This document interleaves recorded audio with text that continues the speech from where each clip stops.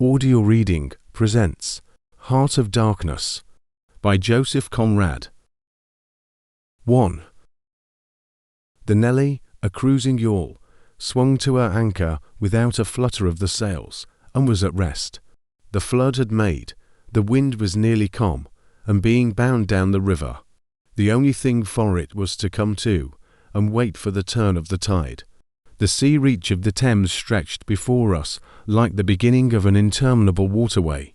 In the offing the sea and the sky were welded together without a joint, and in the luminous space the tanned sails of the barges drifting up with the tide seemed to stand still in red clusters of canvas sharply peaked, with gleams of varnished sprits. A haze rested on the low shores that ran out to sea in vanishing flatness. The air was dark above Gravesend, and farther back still seemed condensed into a mournful gloom, brooding motionless over the biggest and the greatest town on earth. The director of companies was our captain and our host. We affectionately watched his back as he stood in the bows, looking to seaward. On the whole river, there was nothing that looked half so nautical. He resembled a pilot, which to a seaman is trustworthiness personified. It was difficult to realize his work was not out there in the luminous estuary, but behind him, within the brooding gloom. Between us there was, as I have already said somewhere, the bond of the sea. Besides holding our hearts together through long periods of separation, it had the effect of making us tolerant of each other's yarns and even convictions. The lawyer, the best of old fellows, had, because of his many years and many virtues, the only cushion on deck, and was lying on the only rug. The accountant had brought out already a box of dominoes, and was toying architecturally with the bones. Marlow sat cross-legged right aft, leaning against the mizzenmast. He had sunken cheeks, a yellow complexion, a straight back, an ascetic aspect, and, with his arms dropped, the palms of hands outwards, resembled an idol. The director, satisfied the anchor had good hold, made his way aft and sat down amongst us. We exchanged a few words lazily. Afterwards there was silence on board the yacht. For some reason or other, we did not begin that game of dominoes.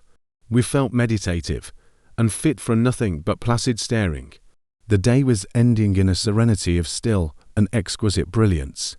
The water shone pacifically. The sky, without a speck, was a benign immensity of unstained light.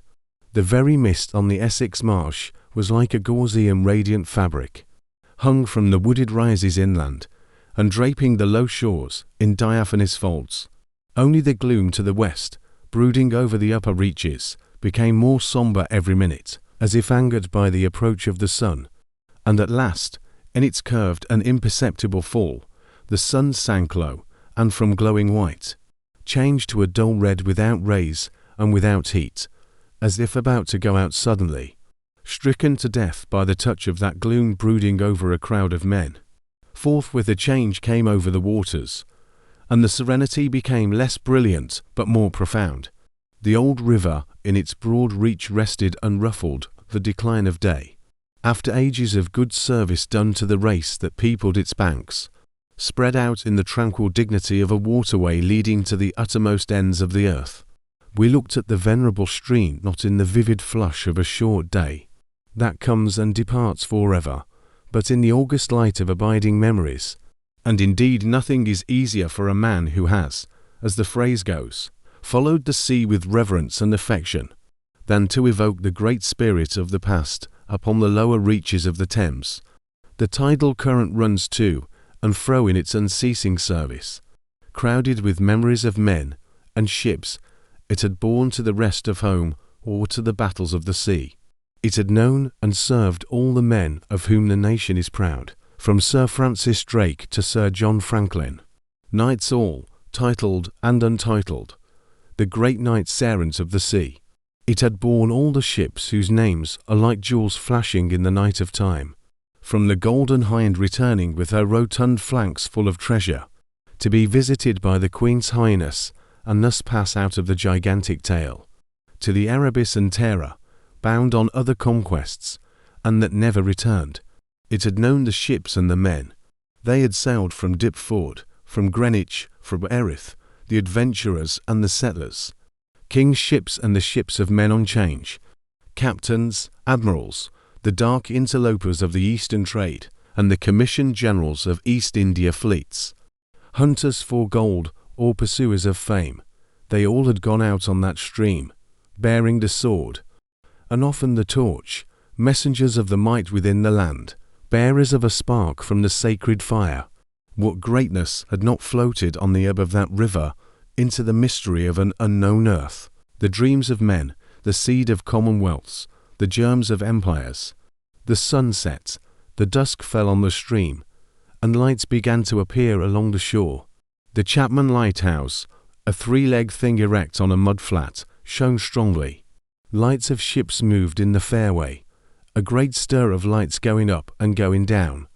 And farther west on the upper reaches, the place of the monstrous town was still marked ominously on the sky. A brooding gloom in sunshine, a lurid glare under the stars. And this also, said Marlow suddenly, has been one of the dark places of the earth. He was the only man of us who still followed the sea. The worst that could be said of him was that he did not represent his class. He was a seaman, but he was a wanderer, too, while most seamen lead, if one may so express it, a sedentary life. Their minds are of the stay-at-home order, and their home is always with them, the ship. And so is their country, the sea. One ship is very much like another, and the sea is always the same. In the immutability of their surroundings, the foreign shores, the foreign faces, the changing immensity of life, glide past, veiled not by a sense of mystery, but by a slightly disdainful ignorance. For there is nothing mysterious to a seaman, unless it be the sea itself, which is the mistress of his existence, and as inscrutable as destiny. For the rest, after his hours of work, a casual stroll or a casual spree on shore suffices to unfold for him the secret of a whole continent, and generally he finds the secret not worth knowing. The yarns of seamen have a direct simplicity, the whole meaning of which lies within the shell of a cracked nut. But Marlow was not typical, if his propensity to spin yarns be accepted, and to him the meaning of an episode was not inside like a kernel but outside, enveloping the tale which brought it out only as a glow brings out a haze, in the likeness of one of these misty halos that sometimes are made visible by the spectral illumination of moonshine. His remark did not seem at all surprising. It was just like Marlow. It was accepted in silence. No one took the trouble to grunt even. And presently he said, very slow, I was thinking of very old times. When the Romans first came here, 1900 years ago, the other day, light came out of this river since, you say nights. Yes, but it is like a running blaze on a plain, like a flash of lightning in the clouds. We live in the flicker. May it last as long as the old earth keeps rolling. But darkness was here yesterday.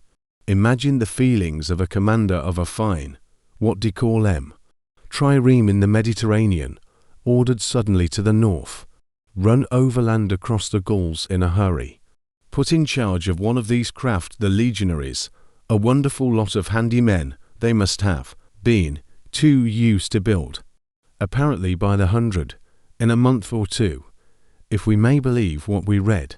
Imagine him here, the very end of the world, a sea the colour of lead, a sky the colour of smoke, a kind of ship about as rigid as a concertina, and going up this river with stores, or orders, or what you like. Sandbanks, marshes, forests, savages, precious little to eat fit for a civilized man, nothing but Thames water to drink. No Falernian wine here, no going ashore. Here and there a military camp lost in a wilderness, like a needle in a bundle of hay, cold, fog, tempests, disease, exile, and death skulking in the air, in the water, in the bush. They must have been dying like flies here. Oh, yes, he did it very well, too, no doubt, and without thinking much about it either, except afterwards to brag of what he had gone through in his time, perhaps. They were men enough to face the darkness, and perhaps he was cheered by keeping his eye on a chance of promotion to the fleet at Ravenna, if he had good friends in Rome and survived the awful climate. Or think of a decent young citizen in a toga, perhaps too much dice, coming out here in the train of some prefect, or tax gatherer, or trader even, to mend his fortunes, land in a swamp, march through the woods, and in some inland post feel the savagery, the utter savagery, had closed round him. All that mysterious life of the wilderness that stirs in the forest, in the jungles, in the hearts of wild men. There's no initiation either into such mysteries. He has to live in the midst of the incomprehensible, which is also detestable. And it has a fascination, too, that goes to work upon him. The fascination of the abomination. Imagine the growing regrets, the longing to escape, the powerless disgust, the surrender, the hate. He paused. He began again, lifting one arm from the elbow, the palm of the hand outwards, so that, with his legs folded before him, he had the pose of a Buddha preaching in European clothes. And without a lotus flower, none of us would feel exactly like this. What saves us is efficiency, the devotion to efficiency. But these chaps were not much account, really. They were no colonists. Their administration was merely a squeeze, and nothing more, I suspect. They were conquerors, and for that you want only brute force. Nothing to boast of, when you have it. Since your strength is just an accident arising from the weakness of others, they grabbed what they could get for the sake of what was to be got. It was just robbery with violence, aggravated murder on a great scale. And men go in at it blind, as is very proper for those who tackle a darkness. The conquest of the earth, which mostly means the taking it, away from those who have a different complexion or slightly flatter noses than ourselves, is not a pretty thing when you look into it too much. What redeems it is the idea only. An idea at the back of it. Not a sentimental pretense, but an idea, and an unselfish belief in the idea, something you can set up, and bow down before, and offer a sacrifice to. He broke off. Flames glided in the river. Small green flames, red flames, white flames. Pursuing, overtaking, joining, crossing each other, then separating slowly or hastily. The traffic of the great city went on in the deepening night upon the sleepless river. We looked on, waiting patiently. There was nothing else to do till the end of the flood. But it was only after a long silence, when he said, in a hesitating voice, "I suppose you fellows remember, I did once turn fresh water sailor for a bit, that we knew we were fated, before the ebb began to run, to hear about one of Marlow's inconclusive experiences. I don't want to bother you much with what's happened to me personally," he began, showing in this remark the weakness of many tellers of tales who seem so often unaware of what their audience would like best to hear. Yet to understand the effect of it on me, you ought to know how I got out there, what I saw, how I went up that river to the place where I first met the poor chap. It was the farthest point of navigation and the culminating point of my experience. It seemed somehow to throw a kind of light on everything about me, and into my thoughts. It was sombre enough, too, and pitiful, not extraordinary in any way, not very clear either. No, not very clear. And yet it seemed to throw a kind of light. I had then, as you remember, just returned to London after a lot of Indian Ocean, Pacific, China Seas, a regular dose of the Easter 6 years or so, and I was loafing about, hindering you fellows in your work and invading your homes, just as though I had got a heavenly mission to civilize you. It was very fine for a time, but after a bit I did get tired of resting. Then I began to look for a ship. I should think the hardest work on earth. But the ships wouldn't even look at me. And I got tired of that game, too. Now when I was a little chap I had a passion for maps. I would look 4 hours at South America, or Africa, or Australia, and lose myself in all the glories of exploration. At that time there were many blank spaces on the earth, and when I saw one that looked particularly inviting on a map, but they all, Look that I would put my finger on it and say, when I grow up I will go there. The North Pole was one of these places, I remember. Well, I haven't been there yet, and shall not try now. The glam was off. Other places were scattered about the hemispheres. I have been in some of them, and, well, we won't talk about that. But there was one yet, the biggest, the most blank, so to speak, that I had a hankering after. True, by this time it was not a blank space any more. It had got filled since my boyhood with rivers and lakes and names. It had ceased to be a blank space of delightful mystery to white patch for a boy to dream gloriously over. It had become a place of darkness, but there was in it one river especially, a mighty big river, that you could see on the map, resembling an immense snake uncoiled, with its head in the sea, its body at rest curving afar over a vast country, and its tail lost in the depths of the land. And as I looked at the map of it in a shop window, it fascinated me as a snake would a bird to silly little bird. Then I remembered there was a big concern, a company for trade on that river. Dash it all, I thought to myself, they can't trade without using some kind of craft on that lot of fresh water, steamboats. Why shouldn't I try to get charge of one? I went on along Fleet Street, but could not shake off the idea. The snake had charmed me. You understand, it was a continental concern, that trading society. But I have a lot of relations living on the continent, because it's cheap and not so nasty as it looks, they say. I am sorry to own I began to worry them. This was already a fresh departure for me. I was not used to get things that way, you know. I always went my own road, and on my own legs where I had a mind to go. I wouldn't have believed it of myself. But, then, you see, I felt somehow I must get there by hook or by crook. So I worried them. The men said, my dear fellow, and did nothing. Then, would you believe it? I tried the women. I, Charlie Marlow, set the women to work to get a job. Heavens, well, you see, the notion drove me. I had an aunt, a dear enthusiastic soul. She wrote, it will be delightful. I am ready to do anything for you. It is a glorious idea. I know the wife of a very high personage in the administration, and also a man who has lots of influence with, etc. She was determined to make no end of fuss to get me appointed skipper of a river steamboat, if such was my fancy.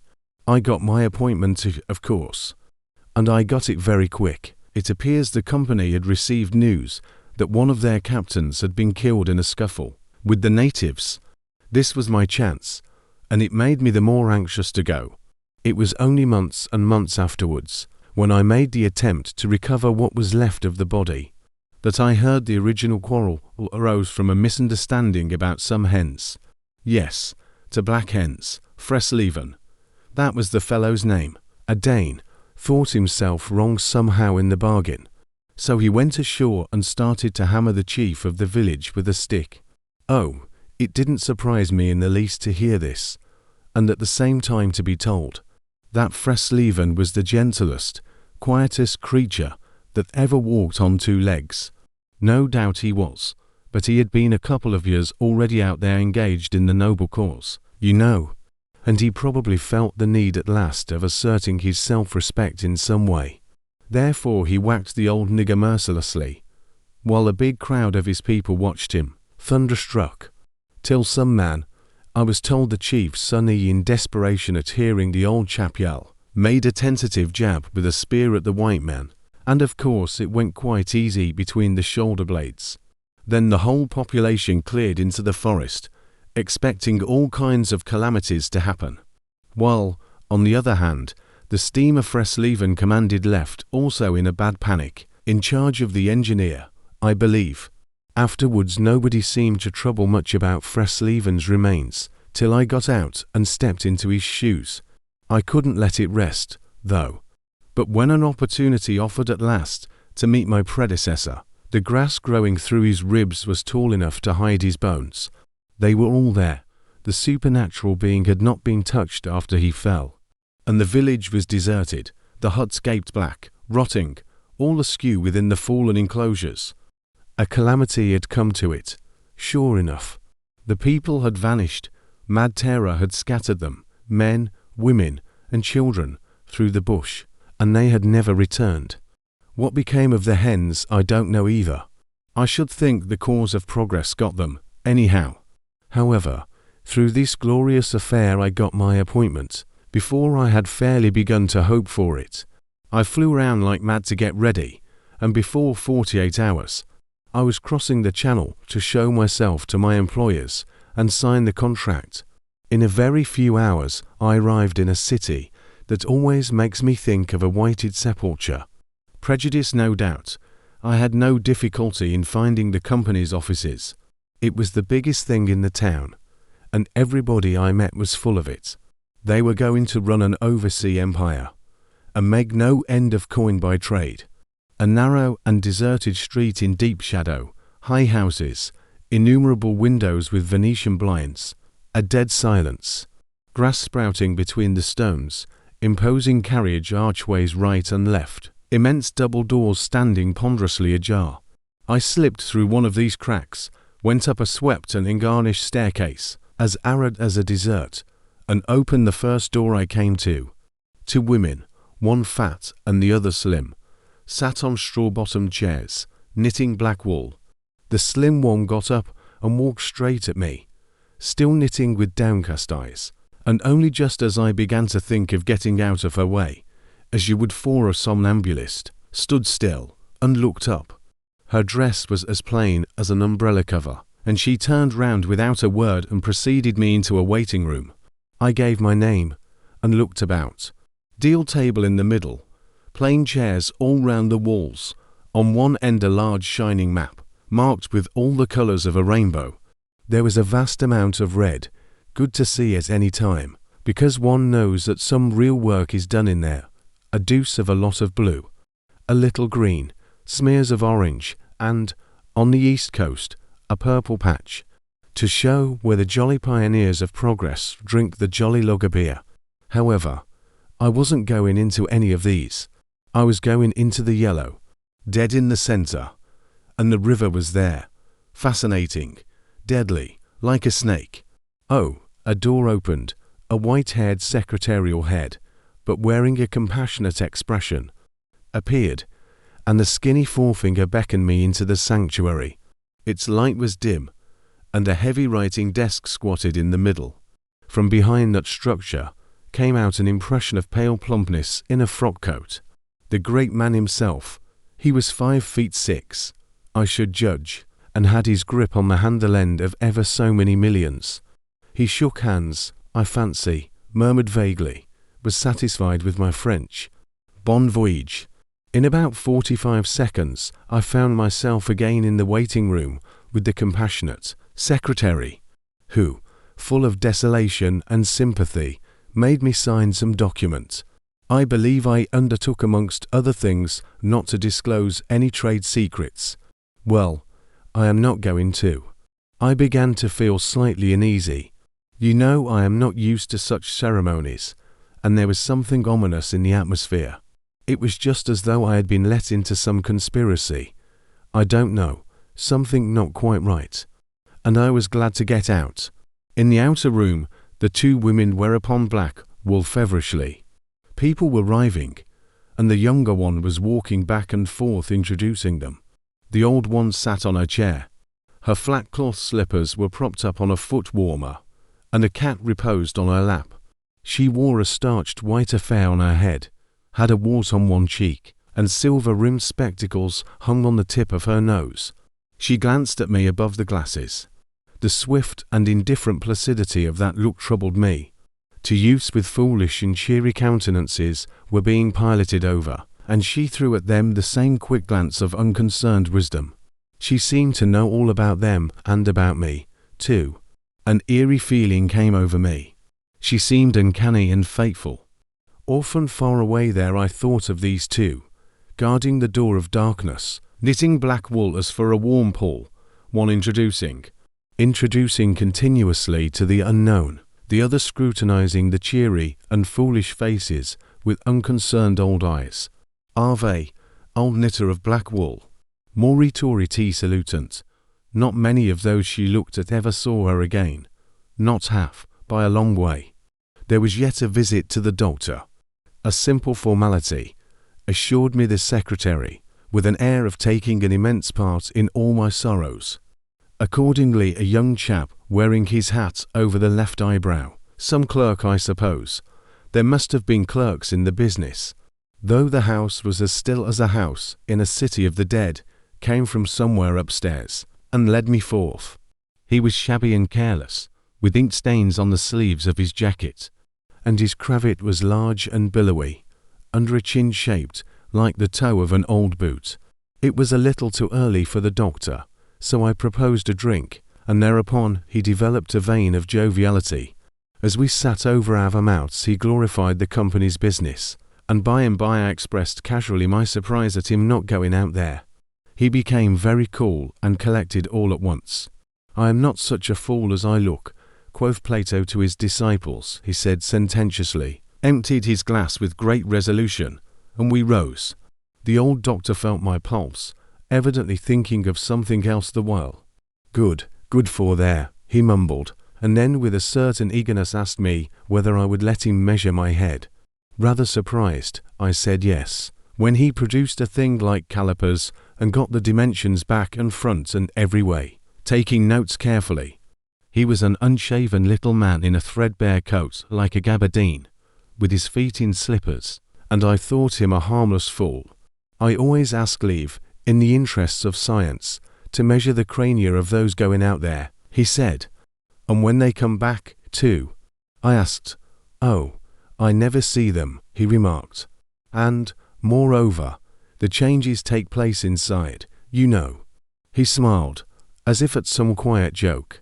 "So you are going out there. Famous, interesting, too."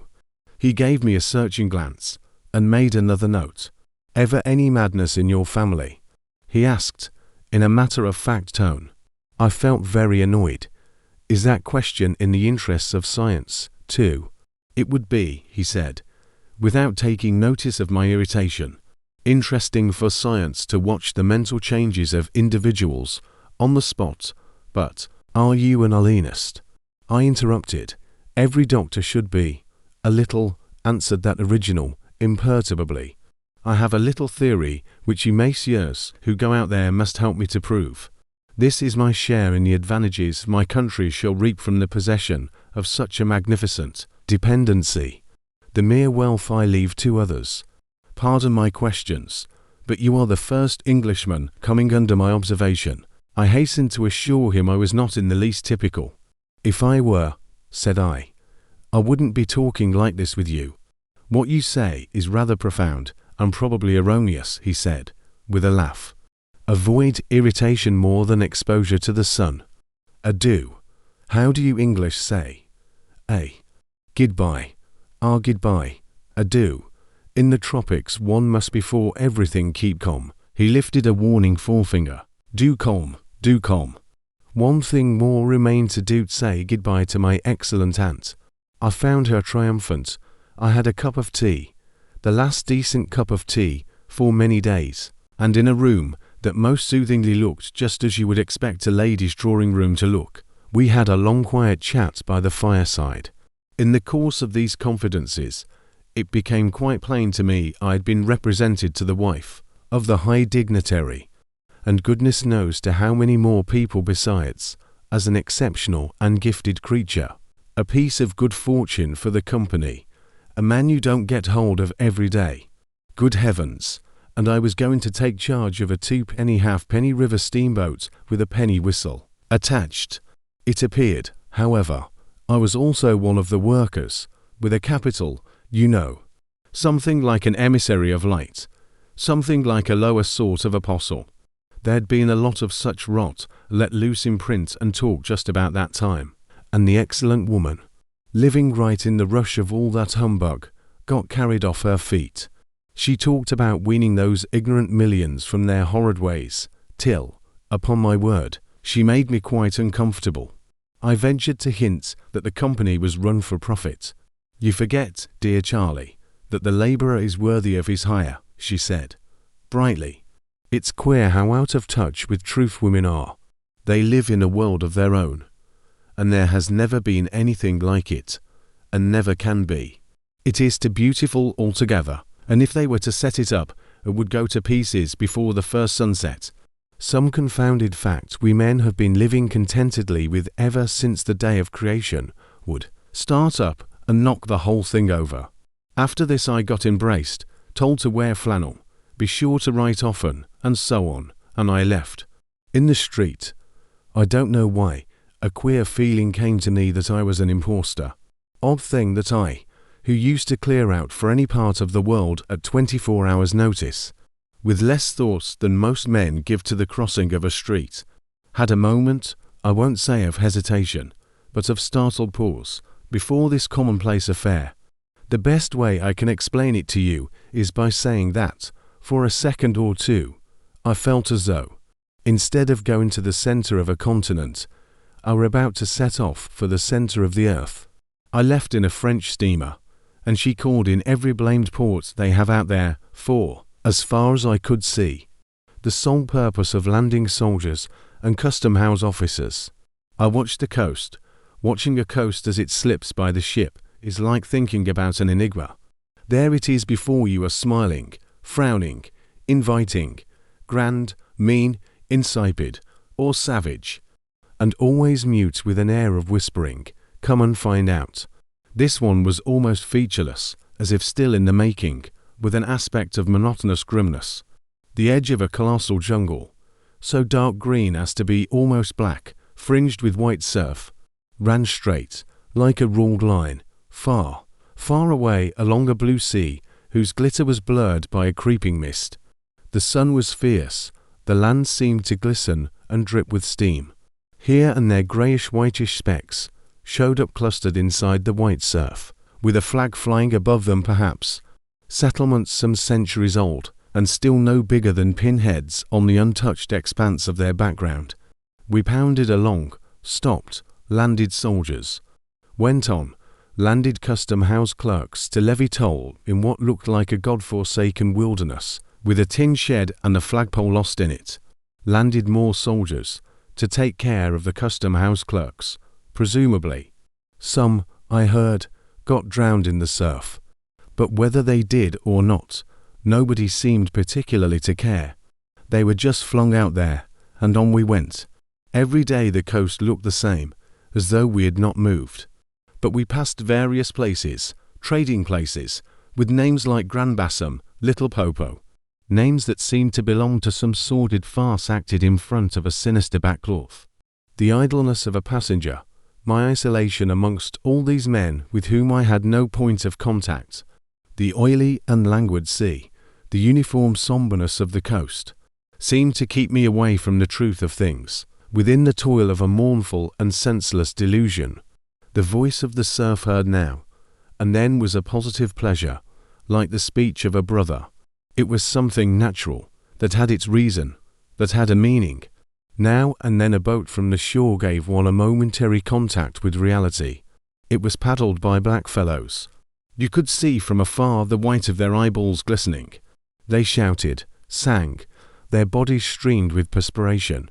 They had faces like grotesque masks, these chaps, but they had bone, muscle, a wild vitality, an intense energy of movement that was as natural and true as the surf along their coast. They wanted no excuse for being there. They were a great comfort to look at. For a time I would feel I belonged still to a world of straightforward facts. But the feeling would not last long. Something would turn up to scare it away. Once, I remember, we came upon a man of war anchored off the coast. There wasn't even a shed there, and she was shelling the bush. It appears the French had one of their wars going on thereabouts. Her ensign dropped limp like a rag. The muzzles of the long 6-inch guns stuck out all over the low hull. The greasy, slimy swell swung her up lazily and let her down, swaying her thin masts. In the empty immensity of earth, sky, and water, there she was, incomprehensible, firing into a continent. Pop would go one of the 6-inch guns. A small flame would dart and vanish, a little white smoke would disappear. A tiny projectile would give a feeble screech, and nothing happened. Nothing could happen. There was a touch of insanity in the proceeding, a sense of lugubrious drollery in the sight, and it was not dissipated by somebody on board assuring me earnestly there was a camp of natives, he called them enemies, hidden out of sight somewhere. We gave her her letters. I heard the men in that lonely ship were dying of fever at the rate of 3 a day, and went on. We called at some more places with farcical names, where the merry dance of death and trade goes on in a still and earthy atmosphere as of an overheated catacomb. All along the formless coast bordered by dangerous surf, as if nature herself had tried to ward off intruders.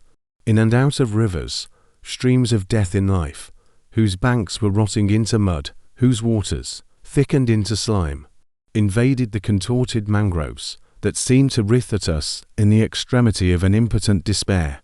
Nowhere did we stop long enough to get a particularized impression, but the general sense of vague and oppressive wonder grew upon me. It was like a weary pilgrimage amongst hints for nightmares. It was upward of 30 days before I saw the mouth of the big river. We anchored off the seat of the government, but my work would not begin till some 200 miles farther on. So as soon as I could I made a start for a place 30 miles higher up. I had my passage on a little sea-going steamer. Her captain was a Swede, and knowing me for a seaman, invited me on the bridge. He was a young man, lean, fair, and morose, with lanky hair and a shuffling gait. As we left the miserable little wharf, he tossed his head contemptuously at the shore. "Been living there?" he asked. I said, "Yes." "Fine lot these government chapsy, are they not?" He went on, speaking English with great precision and considerable bitterness. "It is funny what some people will do for a few francs a month. I wonder what becomes of that kind when it goes up country." I said to him I expected to see that soon. "So, he exclaimed. He shuffled athwart, keeping one eye ahead vigilantly. "Don't be too sure," he continued. "The other day I took up a man who hanged himself on the road. He was a Swede, too. Hanged himself? Why, in God's name?" I cried. He kept on looking out watchfully. Who knows, the sun too much for him, or the country perhaps. At last we opened a reach. A rocky cliff appeared, mounds of turned-up earth by the shore, houses on a hill, others with iron roofs. Amongst a waste of excavations, or hanging to the declivity, a continuous noise of the rapids above hovered over this scene of inhabited devastation. A lot of people, mostly black and naked, moved about like ants. A jetty projected into the river. A blinding sunlight drowned all this at times in a sudden recrudescence of glare. "There's your company's station," said the Swede, pointing to 3 wooden barrack-like structures on the rocky slope. "I will send your things up."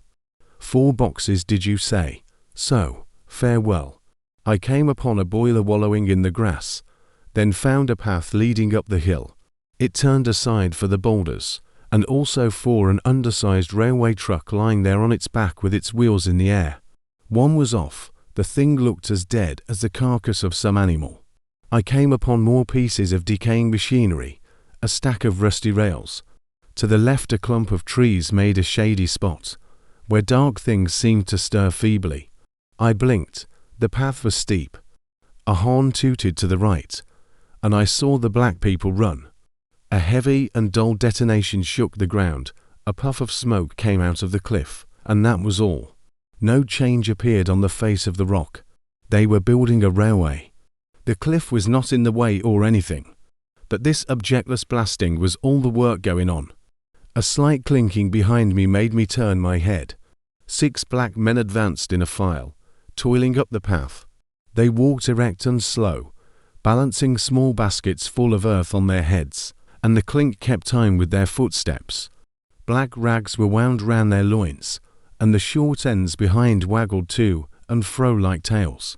I could see every rib. The joints of their limbs were like knots in a rope. Each had an iron collar on his neck, and all were connected together, with a chain whose bites swung between them, rhythmically clinking. Another report from the cliff made me think suddenly of that ship of war I had seen firing into a continent. It was the same kind of ominous voice. But these men could by no stretch of imagination be called enemies. They were called criminals, and the outraged law, like the bursting shells, had come to them, an insoluble mystery from the sea. All their meagre breasts panted together, the violently dilated nostrils quivered, the eyes stared stonily uphill. They passed me within 6 inches, without a glance, with that complete, death-like indifference of unhappy savages. Behind this raw matter one of the reclaimed, the product of the new forces at work, strolled despondently, carrying a rifle by its middle. He had a uniform jacket with one button off, and seeing a white man on the path, hoisted his weapon to his shoulder with alacrity. This was simple prudence, white men being so much alike at a distance that he could not tell who I might be. He was speedily reassured, and with a large, white, rascally grin, and a glance at his charge, seemed to take me into partnership in his exalted trust. After all, I also was a part of the great cause of these high and just proceedings. Instead of going up, I turned and descended to the left. My idea was to let that Cheng-Ang get out of sight before I climbed the hill. You know I am not particularly tender. I've had to strike and to fend off. I've had to resist and to attack sometimes. That's only one way of resisting, without counting the exact cost, according to the demands of such sort of life as I had blundered into. I've seen the devil of violence, and the devil of greed, and the devil of hot desire. But, by all the stars, these were strong, lusty, red-eyed devils that swayed and drove men, I tell you. But as I stood on this hillside, I foresaw that in the blinding sunshine of that land I would become acquainted with a flabby, pretending, weak-eyed devil of a rapacious and pitiless folly. How insidious he could be, too, I was only to find out several months later and 1,000 miles farther. For a moment I stood appalled, as though by a warning. Finally I descended the hill, obliquely, towards the trees I had seen. I avoided a vast artificial hole somebody had been digging on the slope, the purpose of which I found it impossible to divine. It wasn't a quarry or a sandpit, anyhow. It was just a hole. It might have been connected with the philanthropic desire of giving the criminals something to do. I don't know. Then I nearly fell into a very narrow ravine, almost no more than a scar in the hillside. I discovered that a lot of imported drainage pipes for the settlement had been tumbled in there. There wasn't one that was not broken. It was a wanton smash-up. At last I got under the trees. My purpose was to stroll into the shade for a moment, but no sooner within than it seemed to me had stepped into the gloomy circle of some inferno. The rapids were near, and an uninterrupted, uniform, headlong, rushing noise filled the mournful stillness of the grove, where not a breath stirred, not a leaf moved, with a mysterious sound, as though the tearing pace of the launched earth had suddenly become audible. Black shapes crouched, lay, sat between the trees leaning against the trunks, clinging to the earth, half coming out, half effaced within the dim light, in all the attitudes of pain, abandonment, and despair. Another mine on the cliff went off, followed by a slight shudder of the soil under my feet. The work was going on, the work, and this was the place where some of the helpers had withdrawn to die. They were dying slowly. It was very clear. They were not enemies. They were not criminals. They were nothing earthly now. Nothing but black shadows of disease and starvation, lying confusedly in the greenish gloom, brought from all the recesses of the coast, in all the legality of time contracts, lost in uncongenial surroundings, fed on unfamiliar food. They sickened, became inefficient, and were then allowed to crawl away and rest. These moribund shapes were free as air, and nearly as thin. I began to distinguish the gleam of the eyes under the trees. Then, glancing down, I saw a face near my hand. The black bones reclined at full length with one shoulder against the tree, and slowly the eyelids rose and the sunken eyes looked up at me, enormous and vacant, a kind of blind, white flicker in the depths of the orbs, which died out slowly. The man seemed young, almost a boy, but you know with them it's hard to tell. I found nothing else to do, but to offer him one of my good Swede ship's biscuits I had in my pocket. The fingers closed slowly on it and held. There was no other movement and no other glance. He had tied a bit of white worsted round his neck. Why? Where did he get it? Was it a badge, an ornament, a charm, a propitiatory act? Was there any idea at all connected with it? It looked startling round his black neck. This bit of white thread from beyond the seas. Near the same tree, two more bundles of acute angles sat with their legs drawn up. One, with his chin propped on his knees, stared at nothing, in an intolerable and appalling manner. His brother phantom rested its forehead, as if overcome with a great weariness. And all about others were scattered in every pose of contorted collapse, as in some picture of a massacre or a pestilence. While I stood horror-struck, one of these creatures rose to his hands and knees, and went off on all fours towards the river to drink.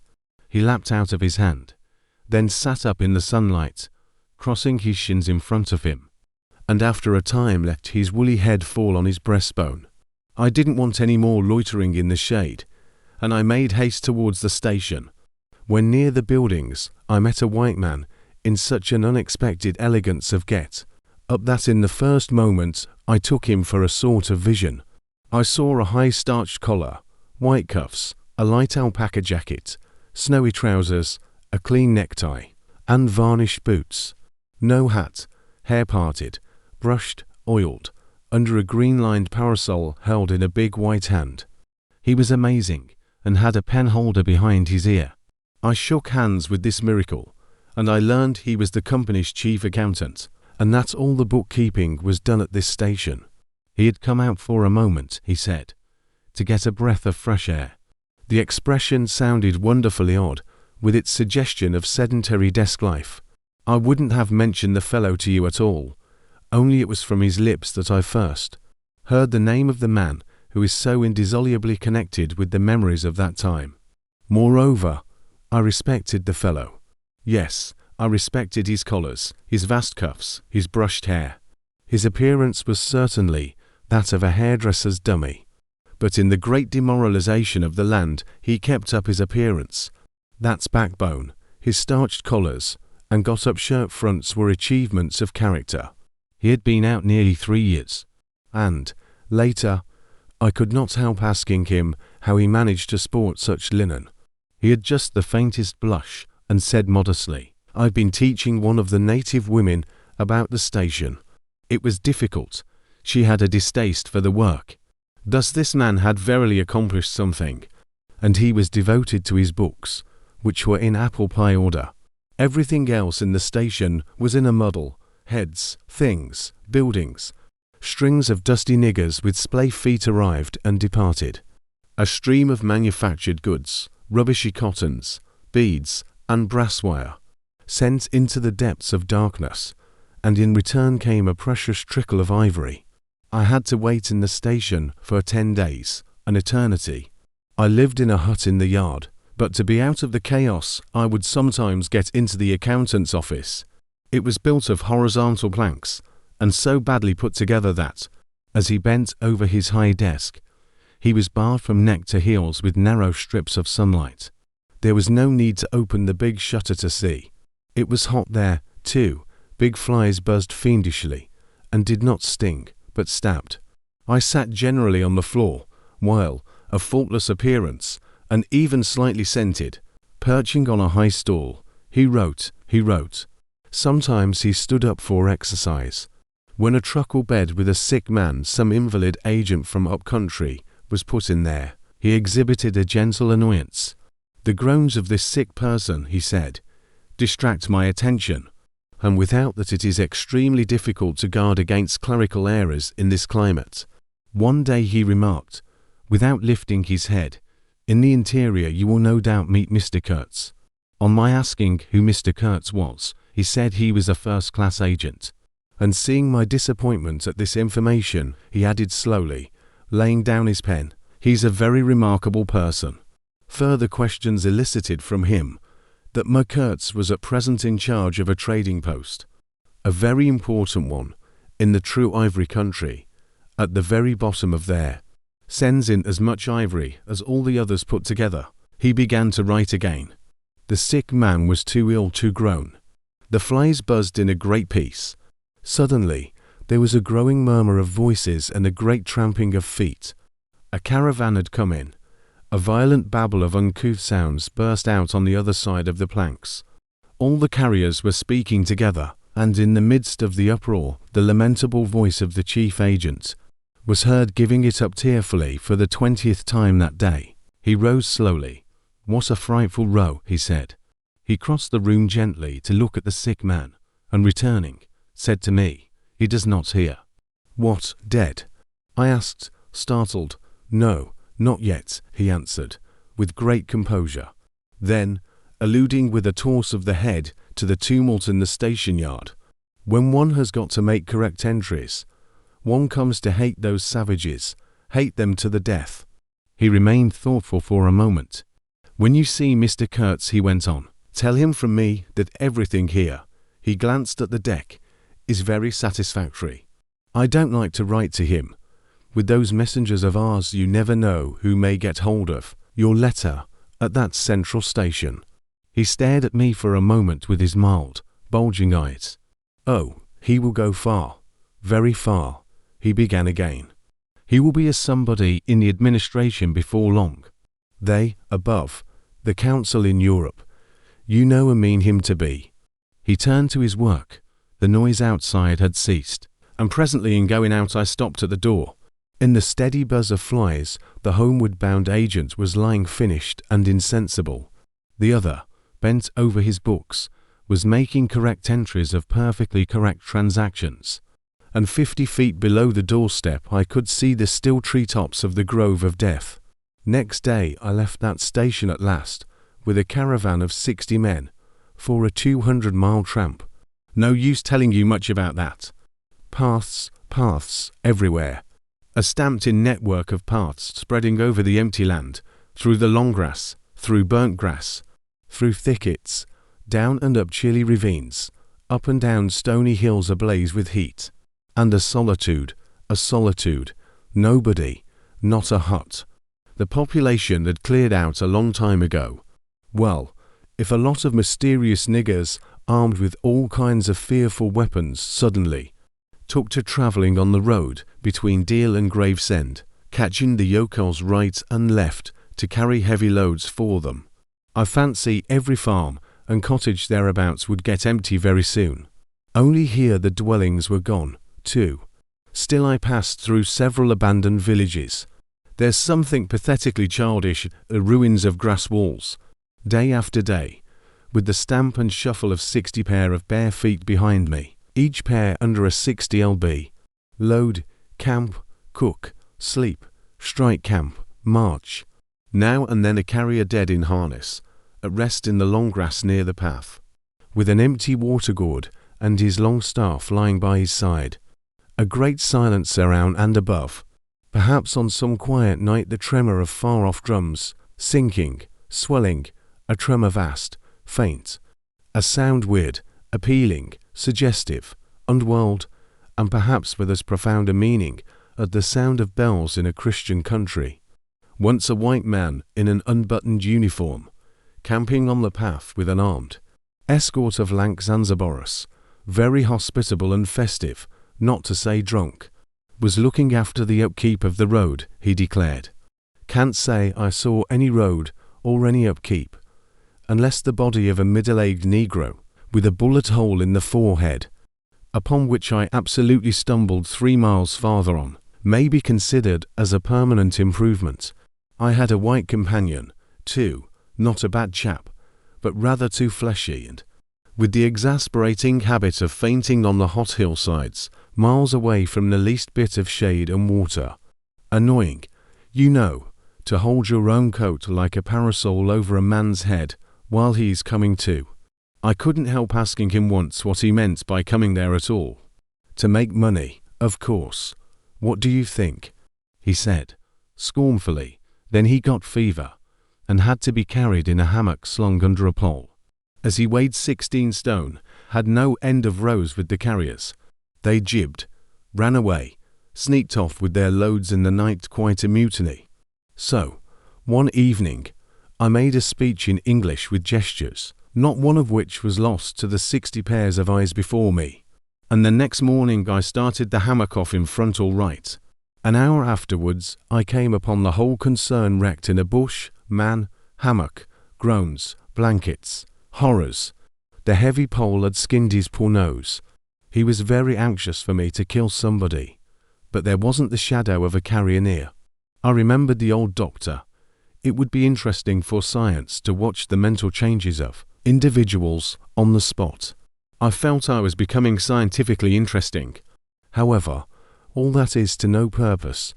On the 15th day I came in sight of the big river again, and hobbled into the central station.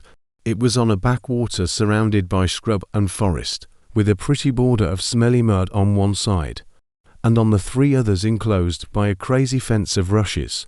A neglected gap was all the gate it had, and the first glance at the place was enough to let you see the flabby devil was running that show.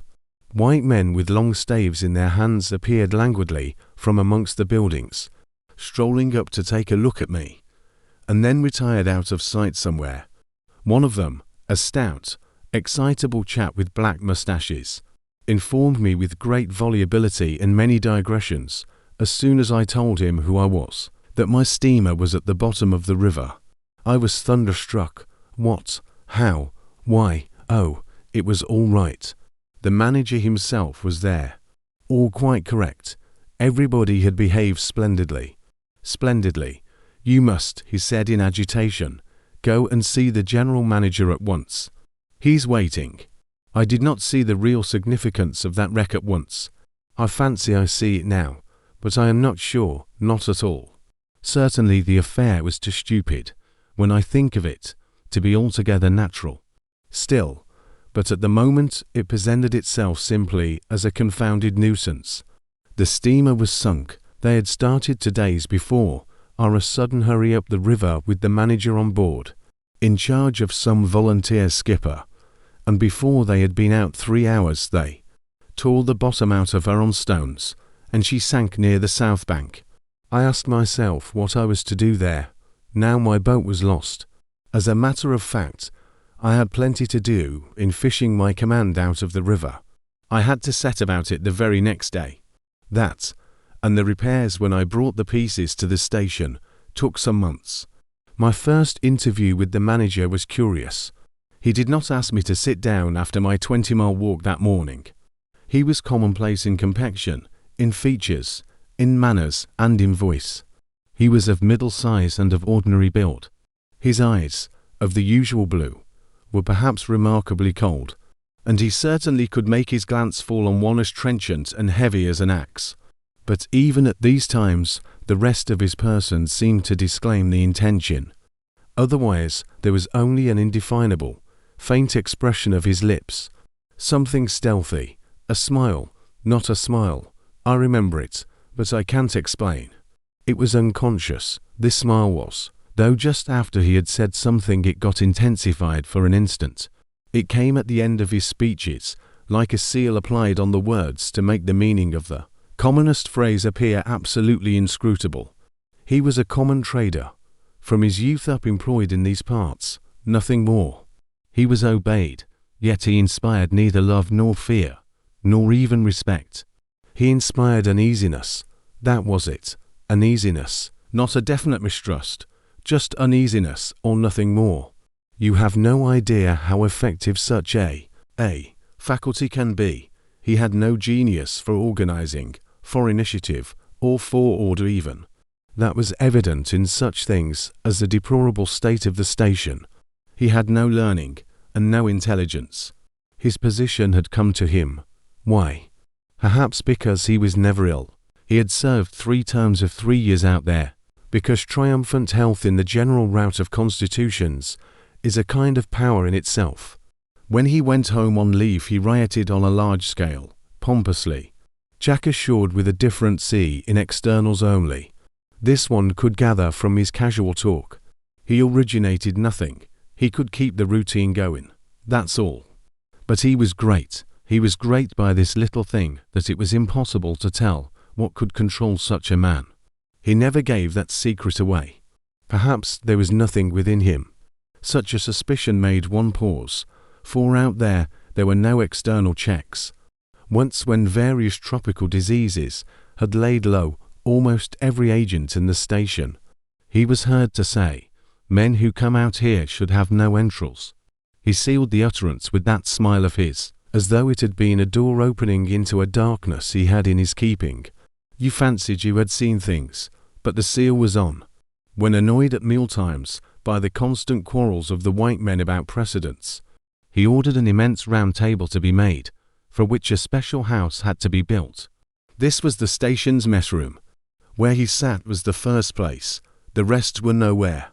One felt this to be his unalterable conviction. He was neither civil nor uncivil. He was quiet. He allowed his boy, an overfed young Negro from the coast, to treat the white men, under his very eyes, with provoking insolence. He began to speak as soon as he saw me. I had been very long on the road. He could not wait. Had to start without me. The upriver stations had to be relieved. There had been so many delays already that he did not know who was dead and who was alive, and how they got on, and so on, and so on. He paid no attention to my explanations and, playing with a stick of sealing wax, repeated several times that the situation was very grave, very grave. There were rumors that a very important station was in jeopardy, and its chief, Kurtz, was ill. Hoped it was not true.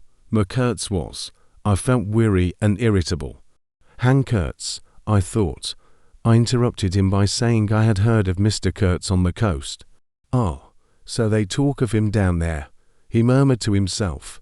Then he began again, assuring me Kurtz was the best agent he had, an exceptional man, of the greatest importance to the company.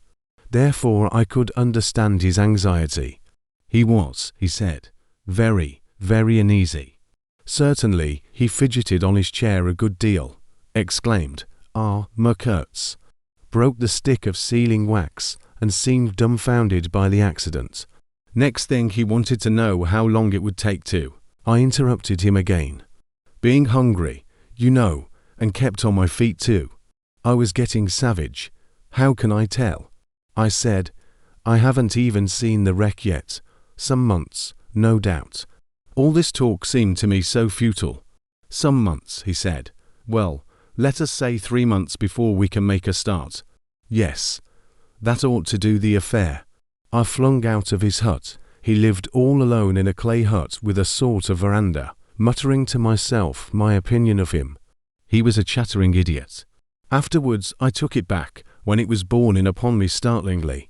With what extreme nicety he had estimated the time requisite for the affair. I went to work the next day, turning, so to speak, my back on that station. In that way only it seemed to me I could keep my hold on the redeeming facts of life. Still, one must look about sometimes, and then I saw this station, these men strolling aimlessly about in the sunshine of the yard. I asked myself sometimes what it all meant. They wandered here and there with their absurd long staves in their hands, like a lot of faithless pilgrims bewitched inside a rotten fence. The word ivory rang in the air, was whispered, was sighed. You would think they were praying to it. A taint of imbecile rapacity blew through it all, like a whiff from some corpse. By Jove, I've never seen anything so unreal in my life.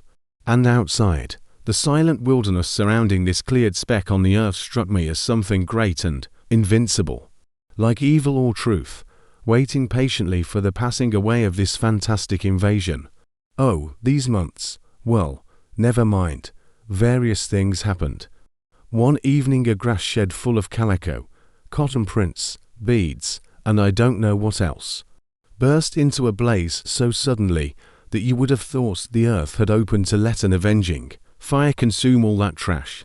I was smoking my pipe quietly by my dismantled steamer, and saw them all cutting capers in the light, with their arms lifted high, when the stout man with moustaches came tearing down to the river, a tin pail in his hand, assured me that everybody was behaving splendidly, dipped about a quart of water and tore back again. I noticed there was a hole in the bottom of his pail. I strolled up. There was no hurry. You see, the thing had gone off like a box of matches. It had been hopeless from the very first. The flame had leaped high, driven everybody back, lighted up everything, and collapsed. The shed was already a heap of embers glowing fiercely. A nigger was being beaten nearby.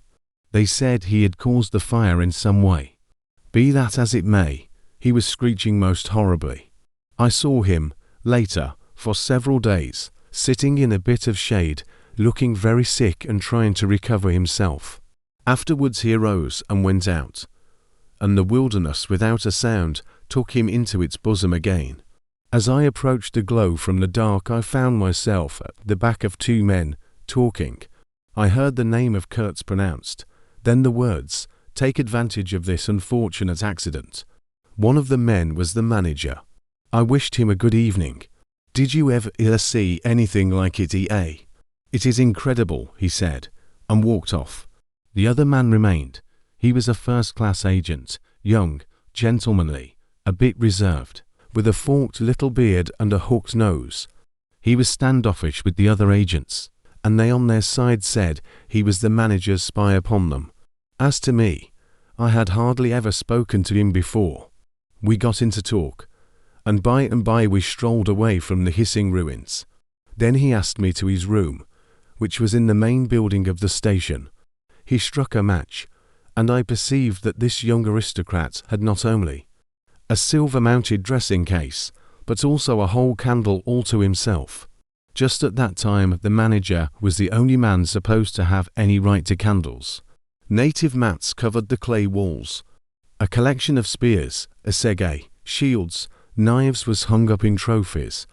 The business entrusted to this fellow was the making of bricks, so I had been informed.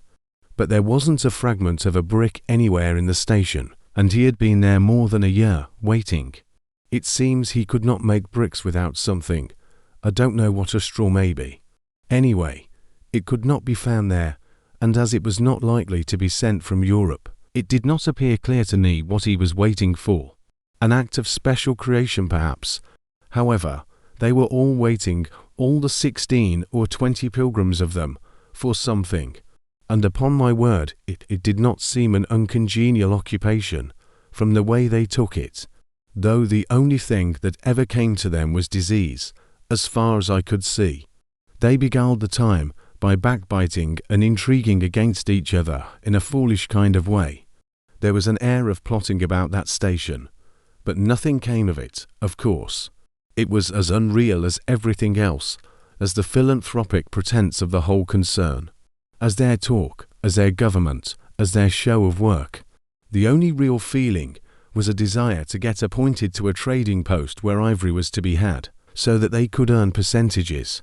They intrigued and slandered and hated each other only on that account. But as to effectually lifting a little finger, oh, no, by heavens! There is something after all in the world allowing one man to steal a horse, while another must not look at a halter. Steal a horse straight out. Very well, he has done it. Perhaps he can ride. But there is a way of looking at a halter that would provoke the most charitable of sons into a kick. I had no idea why he wanted to be sociable, but as we chatted in there it suddenly occurred. To me the fellow was trying to get at something. In fact, pumping me. He alluded constantly to Europe, to the people I was supposed to know there, putting leading questions as to my acquaintances in the sepulchral city, and so on. His little eyes glittered like mica discs, with curiosity, though he tried to keep up a bit of superciliousness. At first I was astonished, but very soon I became awfully curious to see what he would find out from me. I couldn't possibly imagine what I had in me to make it worth his while. It was very pretty to see how he baffled himself, for in truth my body was full only of chills, and my head had nothing in it but that wretched steamboat business. It was evident he took me for a perfectly shameless prevaricator. At last he got angry, and, to conceal a movement of furious annoyance, he yawned. I rose. Then I noticed a small sketch in oils, on a panel, representing a woman, draped and blindfolded, carrying a lighted torch. The background was sombre, almost black. The movement of the woman was stately. and the effect of the torchlight on the face was sinister. It rested me, and he stood by civilly, holding an empty half-pint champagne bottle medical comforts with the candle stuck in it. To my question he said, Mr. Kurtz had painted this sea in this very station, more than a year ago, while waiting for means to go to his trading post. Tell me, pray, said I, who is this Kurtz? The chief of the inner station, he answered in a short tone, looking away. Much obliged, I said, laughing. And you are the brickmaker of the central station. Everyone knows that. He was silent for a while. He's a prodigy, he said at last. He's an emissary of pity and science and progress, and devil knows what else. We want, he began to declaim suddenly, for the guidance of the cause entrusted to us by Europe, so to speak, higher intelligence, wide sympathies, a singleness of purpose. Who says that? I asked. Lots of them, he replied. Some even write that. And so he comes here, a special being, as you ought to know. Why ought I to know? I interrupted, really surprised. He paid no attention. Yes, today he's chief of the best station. Next year he will be assistant manager. 2 years more but I dare say you know what he will be in 2 years' time. You are of the new gang, the gang of virtue. The same people who sent him specially also recommended you. Oh, don't say no. I've my own eyes to trust. Light dawned upon me. My dear aunt's influential acquaintances were producing an unexpected effect upon that young man. I nearly burst into a laugh. Do you read the company's confidential correspondence? I asked. He hadn't a word to say. It was great fun when Kurtz, I continued, severely, is general manager. You won't have the opportunity. He blew the candle out suddenly, and we went outside. The moon had risen. Black figures strolled about listlessly, pouring water on the glow, whence proceeded a sound of hissing.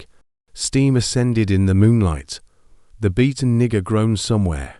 What a row the brute makes, said the indefatigable man with the moustaches, appearing near us. Serve him right, transgression, punishment, bang. Pitiless, pitiless, that's the only way. This will prevent all conflagrations for the future. I was just telling the manager. He noticed my companion, and became crestfallen all at once. Not in bed yet, he said, with a kind of servile heartiness. It's so natural. Ha, danger, agitation. He vanished. I went on to the riverside, and the other followed me. I heard a scathing murmur at my ear. Heap of muffs I go to. The pilgrims could be seen in knots gesticulating, discussing.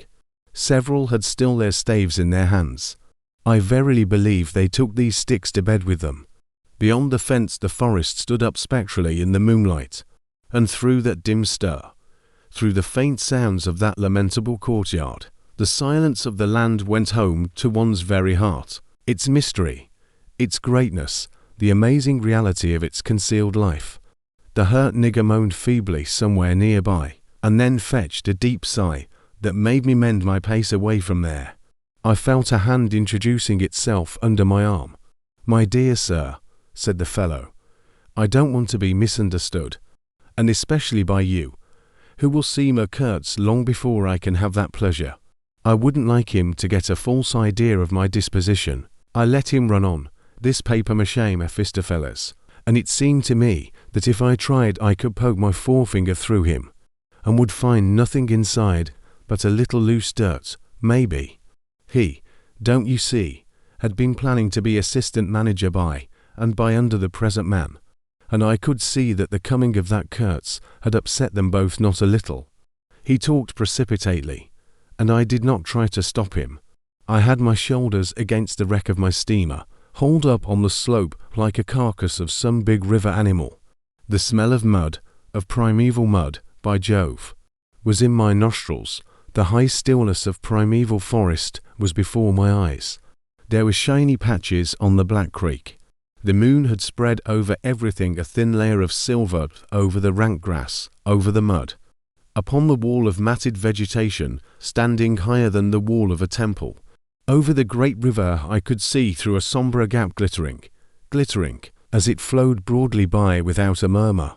All this was great, expectant, mute, while the man jabbered about himself. I wondered whether the stillness on the face of the immensity looking at us too were meant as an appeal or as a menace. What were we who had strayed in here? Could we handle that dumb thing, or would it handle us? I felt how big, how confoundedly big, was that thing that couldn't talk, and perhaps was deaf as well. What was in there? I could see a little ivory coming out from there, and I had heard Kurtz was in there. I had heard enough about it, too, God knows. Yet somehow it didn't bring any image with it. No more than if I had been told an angel or a fiend was in there. I believed it in the same way one of you might believe there are inhabitants in the planet Mars. I knew once a Scotch sailmaker who was certain, dead sure, there were people in Mars.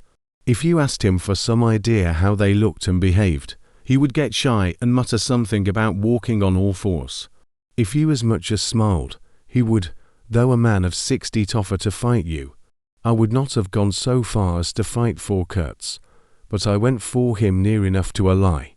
You know I hate, detest, and can't bear a lie, not because I am straighter than the rest of us, but simply because it appalls me. There is a taint of death, a flavour of mortality in lies, which is exactly what I hate and detest in the world, what I want to forget. It makes me miserable and sick, like biting something rotten would do. Temperament, I suppose. Well, I went near enough to it by letting the young fall there. Believe anything he liked to imagine as to my influence in Europe. I became in an instant as much of a pretense as the rest of the bewitched pilgrims. This simply because I had a notion it somehow would be of help to that Kurtz, whom at the time I did not see, you understand. He was just a word for me. I did not see the man in the name any more than you do. Do you see him? Do you see the story?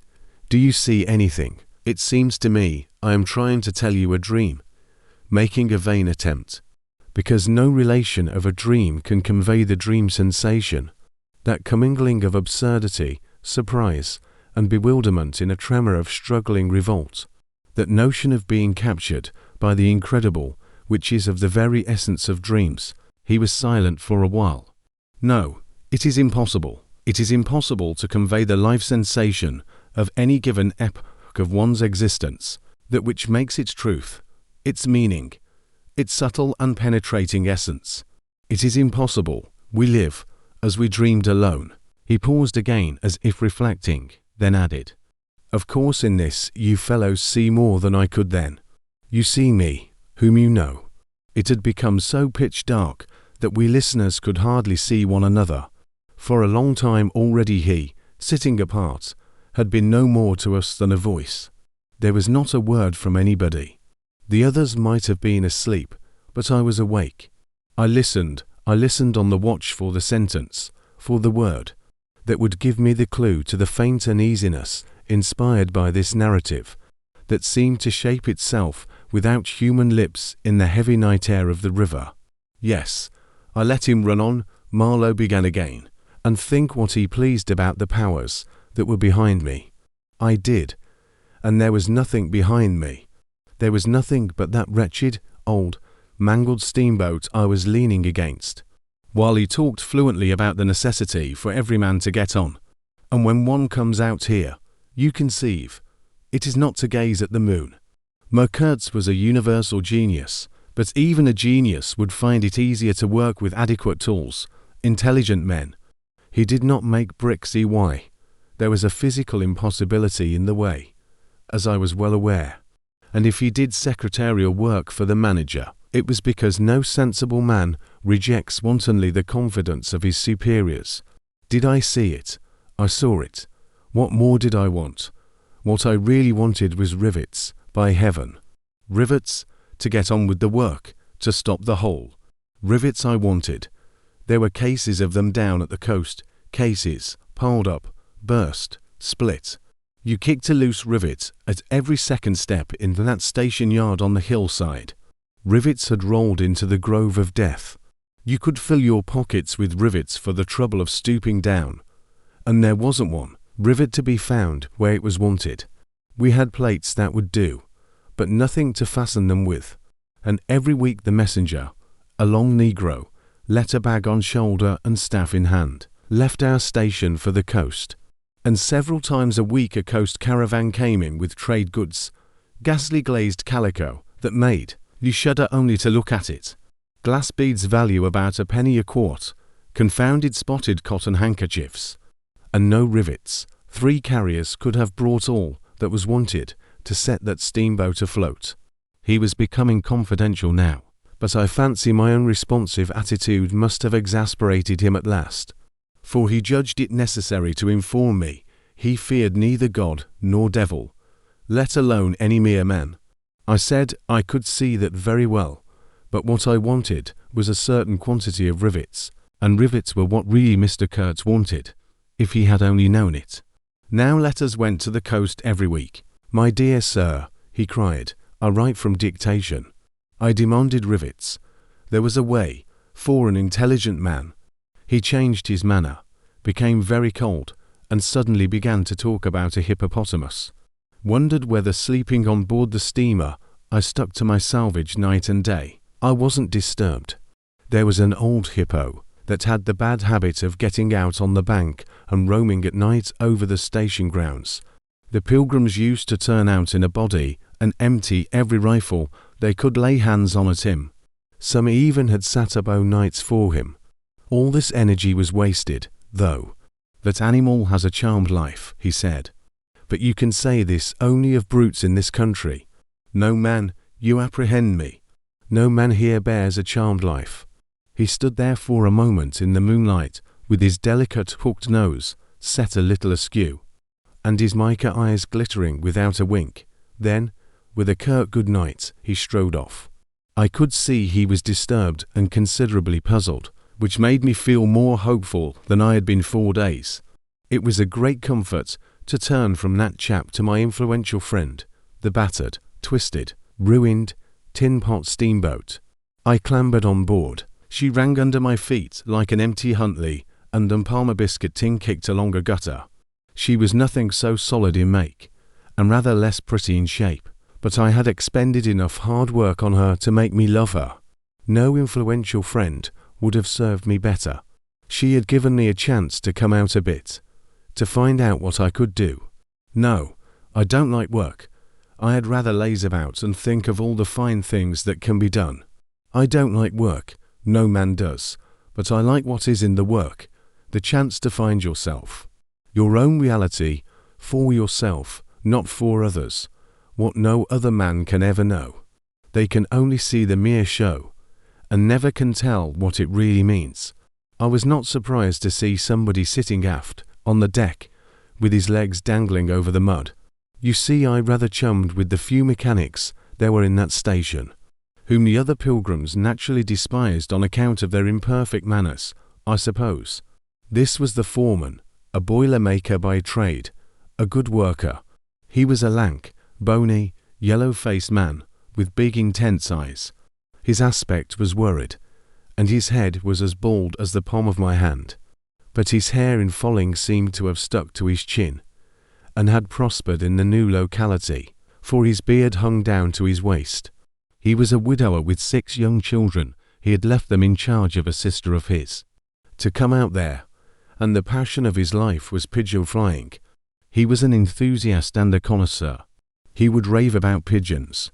After work hours he used sometimes to come over from his hut for a talk about his children and his pigeons. At work, when he had to crawl in the mud under the bottom of the steamboat, he would tie up that beard of his in a kind of white serviette he brought for the purpose. It had loops to go over his ears. In the evening he could be seen squatted on the bank rinsing that wrapper in the creek with great care, then spreading it solemnly on a bush to dry. I slapped him on the back and shouted, "We shall have rivets." He scrambled to his feet exclaiming, "No, rivets," as though he couldn't believe his ears. Then in a low voice, I don't know why we behaved like lunatics." I put my finger to the side of my nose and nodded mysteriously. "Good for you," he cried, snapped his fingers above his head, lifting one foot. I tried a jig. We capered on the iron deck. A frightful clatter came out of that hulk, and the virgin forest on the other bank of the creek sent it back in a thundering roll upon the sleeping station. It must have made some of the pilgrims sit up in their hovels. A dark figure obscured the lighted doorway of the manager's hut, vanished. Then, a second or so after, the doorway itself vanished, too. We stopped, and the silence driven away by the stamping of our feet flowed back again from the recesses of the land. The great wall of vegetation, an exuberant and entangled mass of trunks, branches, leaves, boughs, festoons, motionless in the moonlight, was like a rioting invasion of soundless life, a rolling wave of plants, piled up, crested, ready to topple over the creek, to sweep every little man of us out of his little existence. And it moved not. A deadened burst of mighty splashes and snorts reached us from afar, as though an ichthyosaurus had been taking a bath of glitter in the great river. After all, said the boilermaker in a reasonable tone, why shouldn't we get the rivets? Why not? Indeed, I did not know of any reason why we shouldn't. They'll come in 3 weeks, I said confidently. But they didn't. Instead of rivets there came an invasion, an infliction, a visitation. It came in sections during the next 3 weeks, each section headed by a donkey carrying a white man in new clothes and tan shoes, bowing from that elevation right and left to the impressed pilgrims. A quarrelsome band of footsore, sulky niggers trod on the heels of the donkey.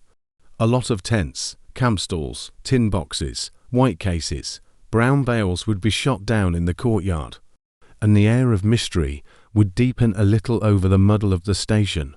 5 such installments came, with their absurd air of disorderly flight with the loot of innumerable outfit shops and provision stores, that, one would think, they were lugging, after a raid, into the wilderness for equitable division.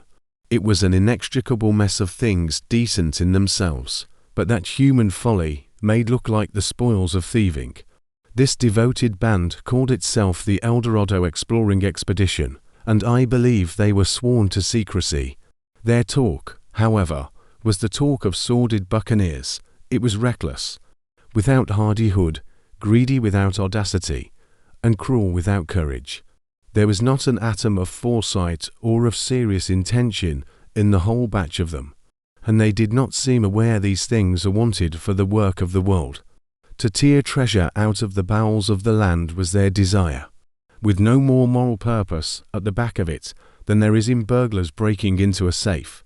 Who paid the expenses of the noble enterprise, I don't know, but the uncle of our manager was leader of that lot. In exterior he resembled a butcher in a poor neighborhood, and his eyes had a look of sleepy cunning. He carried his fat paunch with ostentation on his short legs, and during the time his gang infested the station spoke to no one but his nephew. You could see these two roaming about all day long with their heads close together in an everlasting confab. I had given up worrying myself about the rivets. One's capacity for that kind of folly is more limited than you would suppose. I said hang, and let things slide. I had plenty of time for meditation, and now and then I would give some thought to Kurtz. I wasn't very interested in him. No, still, I was curious to see whether this man, who had come out equipped with moral ideas of some sort, would climb to the top after all, and how he would set about his work when there. 2. One evening, I was lying flat on the deck of my steamboat. I heard voices approaching, and there were the nephew and the uncle strolling along the bank. I laid my head on my arm again, and had nearly lost myself in a doze, when somebody said in my ear, as it were, I am as harmless as a little child, but I don't like to be dictated to. Am I the manager or am I not? I was ordered to send him there. It's incredible. I became aware that the two were standing on the shore, alongside the forepart of the steamboat, just below my head. I did not move. It did not occur to me to move. I was sleepy. It is unpleasant, grunted the uncle. He has asked the administration to be sent there, said the other, with the idea of showing what he could do. and I was instructed accordingly. Look at the influence that man must have. Is it not frightful? They both agreed it was frightful, then made several bizarre remarks. Make rain and fine weather, one man, the counsel, by the nose bits of absurd sentences that got the better of my drowsiness, so that I had pretty near the whole of my wits about me when the uncle said, "The climate may do away with this difficulty for you." "Is he alone there?" "Yes," answered the manager. He sent his assistant down the river with a note to me in these terms: "Clear this poor devil out of the country, and don't bother sending more of that sort. I had rather be alone than have the kind of men you can dispose of with me." It was more than a year ago. Can you imagine such impudence? Anything since then? Asked the other hoarsely. "Ivory," jerked the nephew. "Lots of it. Prime sort. Lots. Most annoying. From him." "And with that?" questioned the heavy rumble.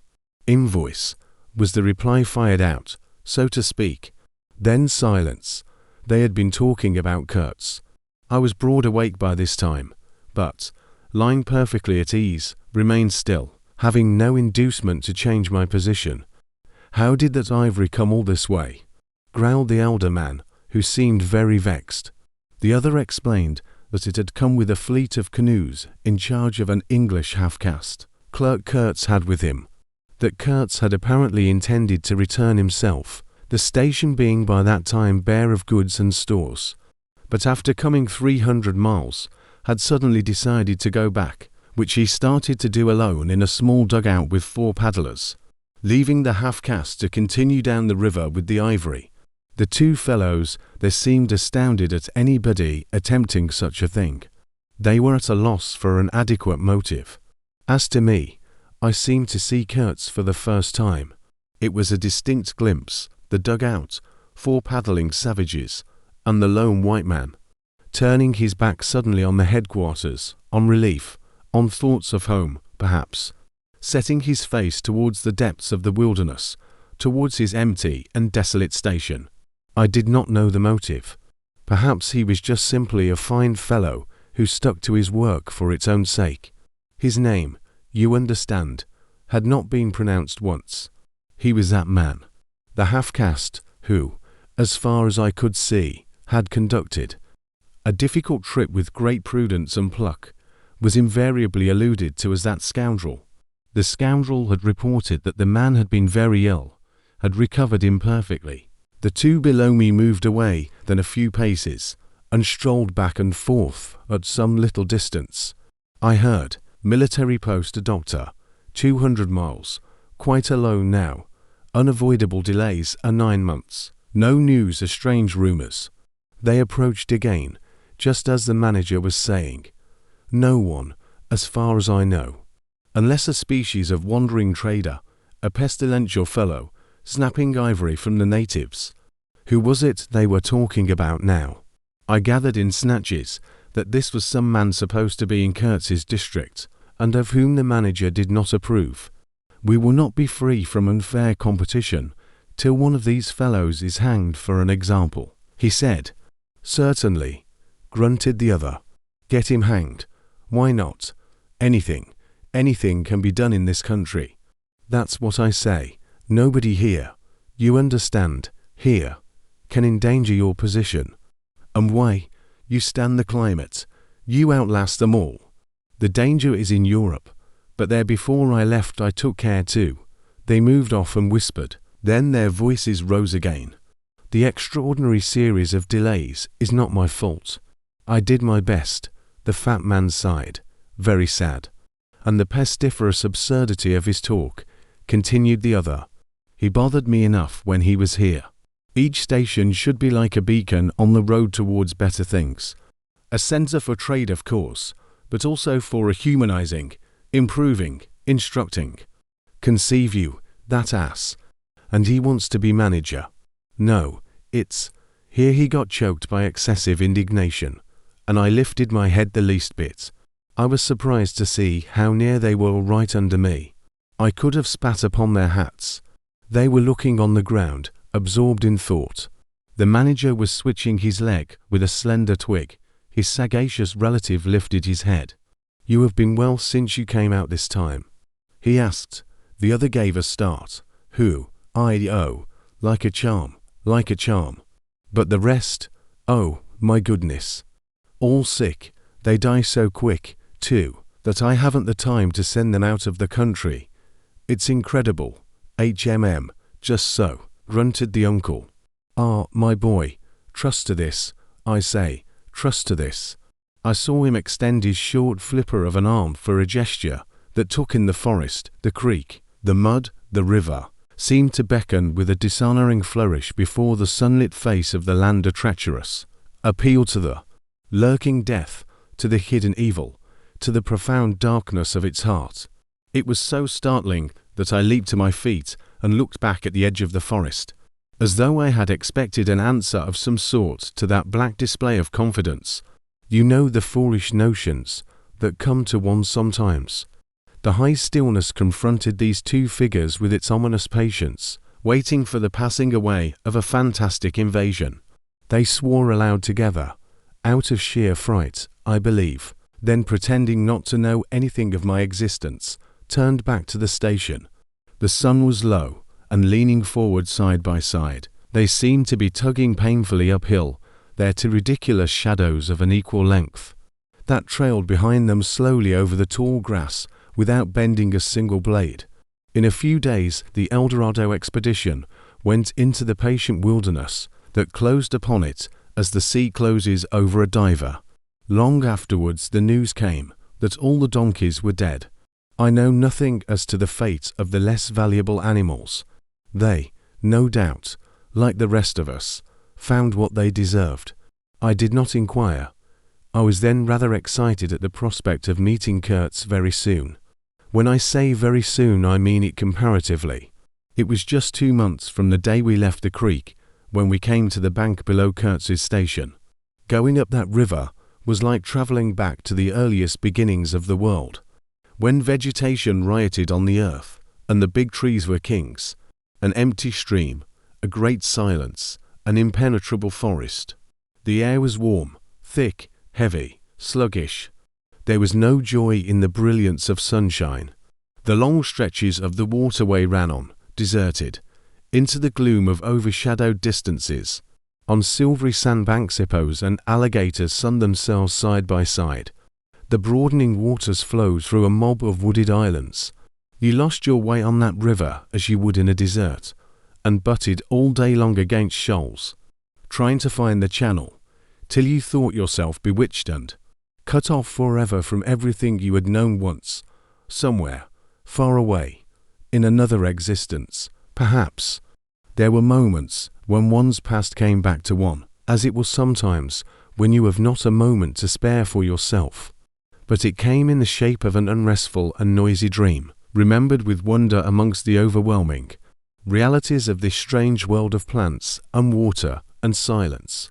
And this stillness of life did not in the least resemble a peace. It was the stillness of an implacable force brooding over an inscrutable intention.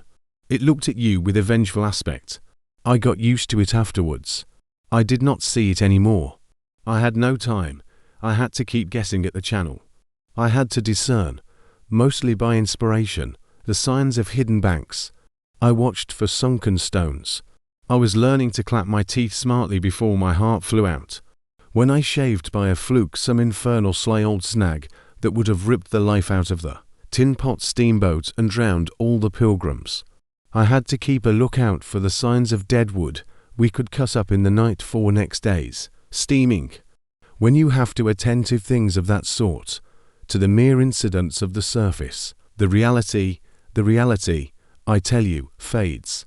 The inner truth is hidden, luckily, but I felt it all the same. I felt often its mysterious stillness watching me at my monkey tricks, just as it watches you fellows performing on your respective titropes for, what is it? Half a crown a tumble. Try to be civil, Marlow, growled a voice, and I knew there was at least one listener awake besides myself. I beg your pardon. I forgot the heartache which makes up the rest of the price. And indeed, what does the price matter, if the trick be well done? You do your tricks very well. And I didn't do badly either, since I managed not to sink that steamboat on my first trip. It's a wonder to me yet. Imagine a blindfolded man set to drive a van over a bad road. I sweated and shivered over that business considerably, I can tell you. After all, for a seaman, to scrape the bottom of the thing that's supposed to float all the time under his cares, the unpardonable sin. No one may know of it, but you never forget the thump, a blow on the very heart. You remember it, you dream of it, you wake up at night and think of it, years after, and go hot and cold all over. I don't pretend to say that Steamboat floated all the time. More than once, she had to wade for a bit, with 20 cannibals splashing around and pushing. We had enlisted some of these chaps on the way for a crew. Fine fellows are cannibals, in their place. They were men one could work with, and I am grateful to them. And, after all, they did not eat each other before my face. They had brought along a provision of hippo meat, which went rotten, and made the mystery of the wilderness stink in my nostrils. Phoo! I can sniff it now. I had the manager on board and 3 or 4 pilgrims with their staves all complete. Sometimes we came upon a station, close by the bank, clinging to the skirts of the unknown, and the white men rushing out of a tumble-down hovel, with great gestures of joy and surprise and welcome, seemed very strange, had the appearance of being held there captive by a spell. The word ivory would ring in the air for a while, and on we went again into the silence, along empty reaches, round the still bends, between the high walls of our winding way, reverberating in hollow claps the ponderous beat of the stern wheel. Trees, trees, millions of trees, massive, immense, running up high, and at their foot, hugging the bank against the stream, crept the little begrimed steamboat, like a sluggish beetle crawling on the floor of a lofty portico. It made you feel very small, very lost, and yet it was not altogether depressing, that feeling. After all, if you were small, the grimy beetle crawled on, which was just what you wanted it to do. Where the pilgrims imagined it crawled to, I don't know. To some place where they expected to get something. I bet. For me it crawled towards Kurtz, exclusively. But when the steam pipes started leaking we crawled very slow. The reaches opened before us and closed behind, as if the forest had stepped lazily across the water to bar the way for our return. We penetrated deeper and deeper into the heart of darkness. It was very quiet there. At night sometimes the roll of drums behind the curtain of trees would run up the river and remain, sustained faintly, as if hovering in the air high over our heads, till the first break of day. Whether it meant war, peace, or prayer we could not tell. The dawns were heralded by the descent of a chill stillness. The woodcutters slept, their fires burned low. The snapping of a twig would make you start. We were wanderers on a prehistoric earth, on an earth that wore the aspect of an unknown planet. We could have fancied ourselves the first of men taking possession of an accursed inheritance, to be subdued at the cost of profound anguish and of excessive toil. But suddenly, as we struggled round a bend, there would be a glimpse of rush walls, of peaked grass roofs, a burst of yells, a whirl of black limbs, a mass of hands clapping, of feet stamping, of bodies swaying, of eyes rolling, under the droop of heavy and motionless foliage. The steamer toiled along slowly on the edge of a black and incomprehensible frenzy. The prehistoric man was cursing us, praying to us, welcoming us. Who could tell? We were cut off from the comprehension of our surroundings. We glided past like phantoms, wondering and secretly appalled, as sane men would be before an enthusiastic outbreak in a madhouse. We could not understand, because we were too far, and could not remember, because we were travelling in the night of first ages, of those ages that are gone, leaving hardly a sign, and no memories. The earth seemed unearthly.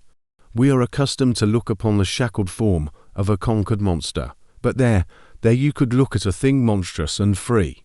It was unearthly, and the men were, no, they were not inhuman. Well, you know, that was the worst of it, this suspicion of their not being inhuman. It would come slowly to one. They howled and leaped, and spun, and made horrid faces. But what thrilled you is just the thought of their humanity, like yours, the thought of your remote kinship with this wild and passionate uproar. Ugly, yes, it was ugly enough.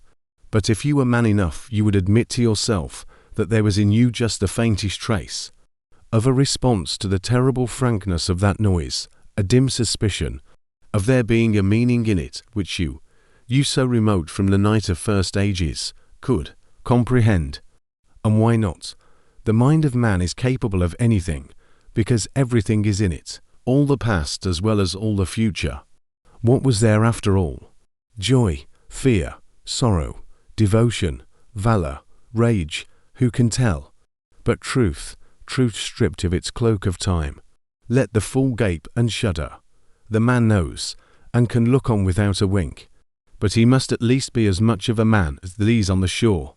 He must meet the truth with his own true stuff, with his own inborn strength. Principles won't do. Acquisitions, clothes, pretty rags that would fly off at the first good shake. No, you want a deliberate belief. An appeal to me in this fiendish row is there. Very well, I hear, I admit, but I have a voice, too, and for good or evil mine is the speech that cannot be silenced. Of course, a fool, what with sheer fright and fine sentiments, is always safe. Who's that grunting? You wonder I didn't go ashore for a howl and a dance. Well, no, I didn't. Fine sentiments, you say. Fine sentiments, be hanged. I had no time. I had to mess about with white lead and strips of woolen blanket, helping to put bandages on those leaky steam pipes, I tell you.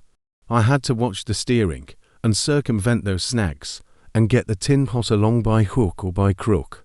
There was service truth enough in these things to save a wiser man. And between whiles I had to look after the savage who was fireman. He was an improved specimen. He could fire up a vertical boiler. He was there below me, and, upon my word, to look at him was as edifying as seeing a dog in a parody of breeches and the feather hat, walking on his hind legs. A few months of training had done for that really fine chap. He squinted at the steam gauge and at the water gauge with an evident effort of intrepidity, and he had filed teeth, too, the poor devil, and the wool of his pate shaved into queer patterns, and 3 ornamental scars on each of his cheeks. He ought to have been clapping his hands and stamping his feet on the bank, instead of which he was hard at work, a thrall to strange witchcraft, full of improving knowledge. He was useful because he had been instructed, and what he knew was this, that should the water in that transparent thing disappear, the evil spirit inside the boiler would get angry through the greatness of his thirst and take a terrible vengeance.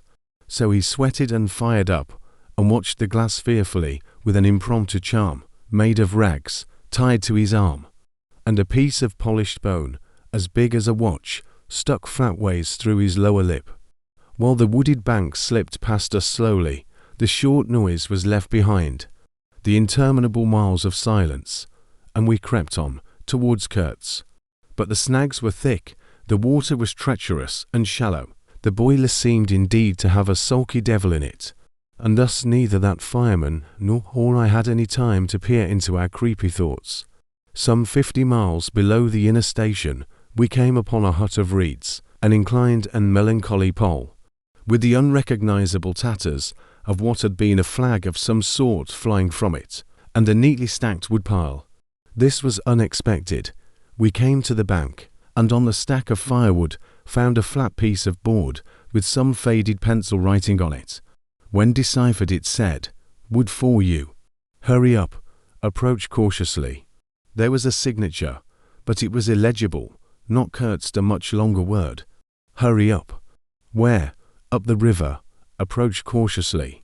We had not done so, but the warning could not have been meant for the place where it could be only found after approach.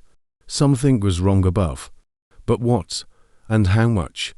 That was the question. We commented adversely upon the imbecility of that telegraphic style. The bush around said nothing, and would not let us look very far, either. A torn curtain of red twill hung in the doorway of the hut, and flapped sadly in our faces. The dwelling was dismantled, but we could see a white man had lived there not very long ago. There remained a rude table, a plank on 2 posts. A heap of rubbish reposed in a dark corner, and by the door I picked up a book. It had lost its covers, and the pages had been thumbed into a state of extremely dirty softness, but the back had been lovingly stitched afresh with white cotton thread, which looked clean yet. It was an extraordinary find. Its title was An Inquiry into Some Points of Seamanship, by a man Towson, some such name, Master in His Majesty's Navy. The matter looked dreary reading enough, with illustrative diagrams and repulsive tables of figures, and the copy was 60 years old. I handled this amazing antiquity with the greatest possible tenderness, lest it should dissolve in my hands. Within, Towson or Tozer was inquiring earnestly into the breaking strain of ship's chains and tackle, and other such matters.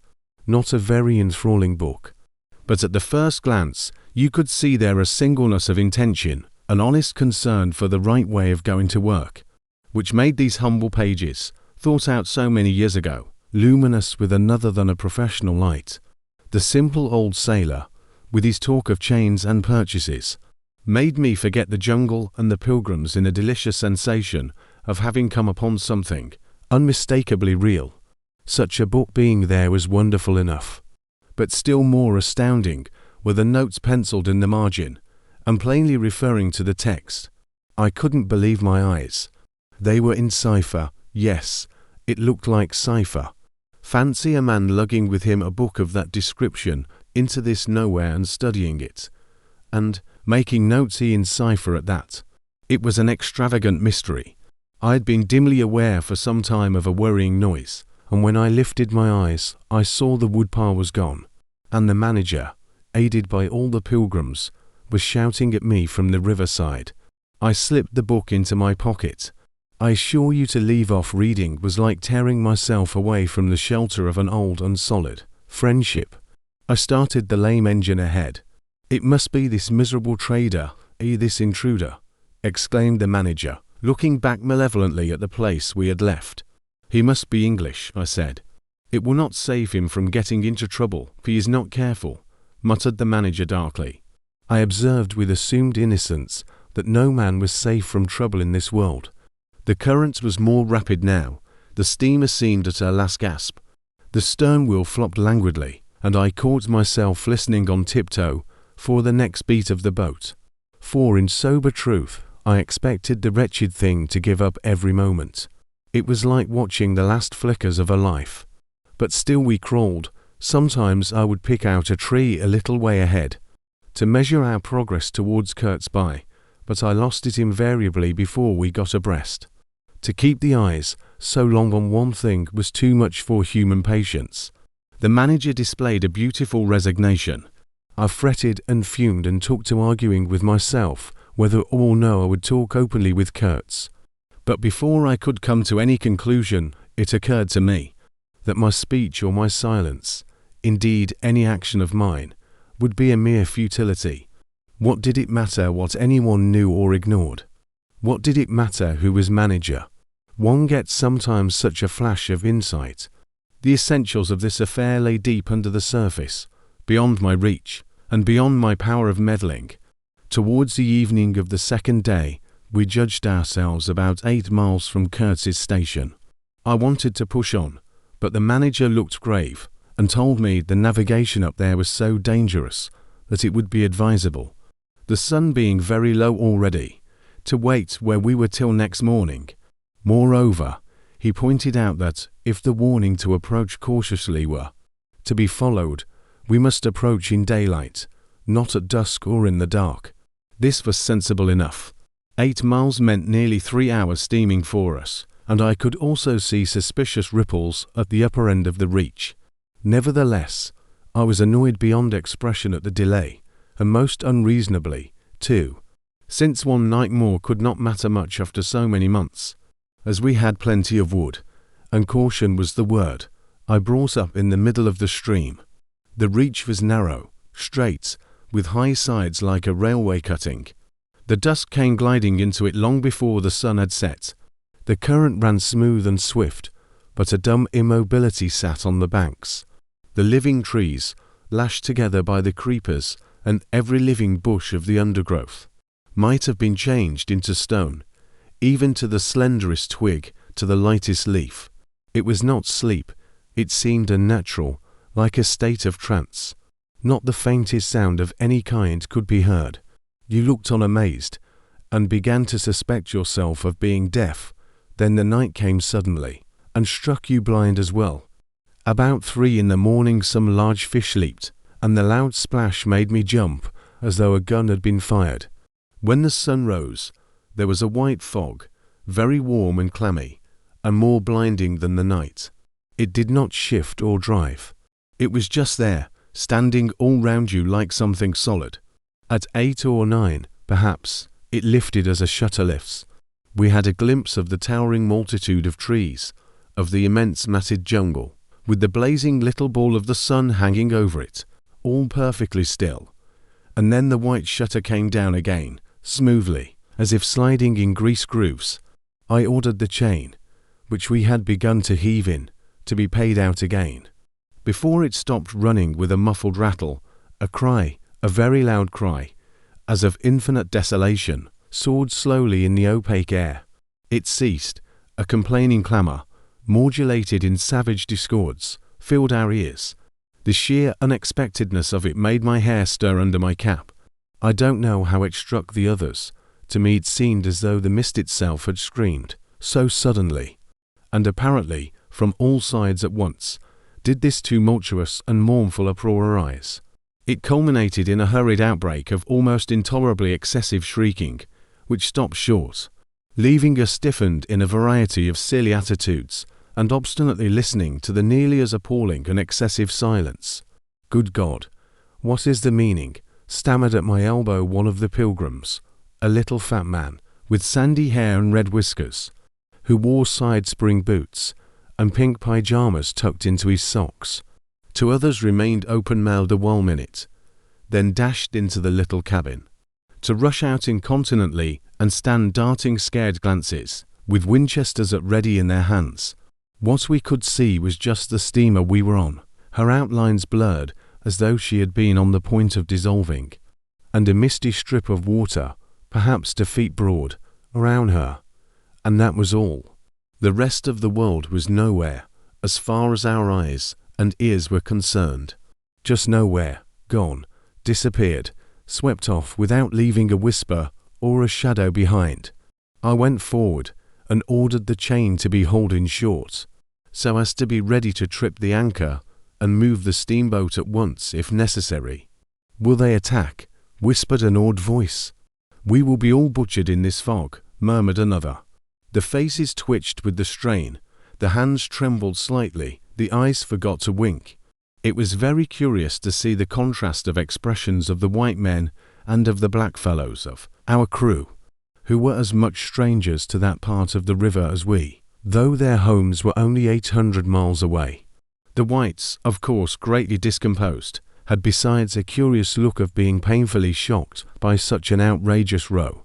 The others had an alert, naturally interested expression, but their faces were essentially quiet, even those of the 1 or 2 who grinned as they hauled at the chain.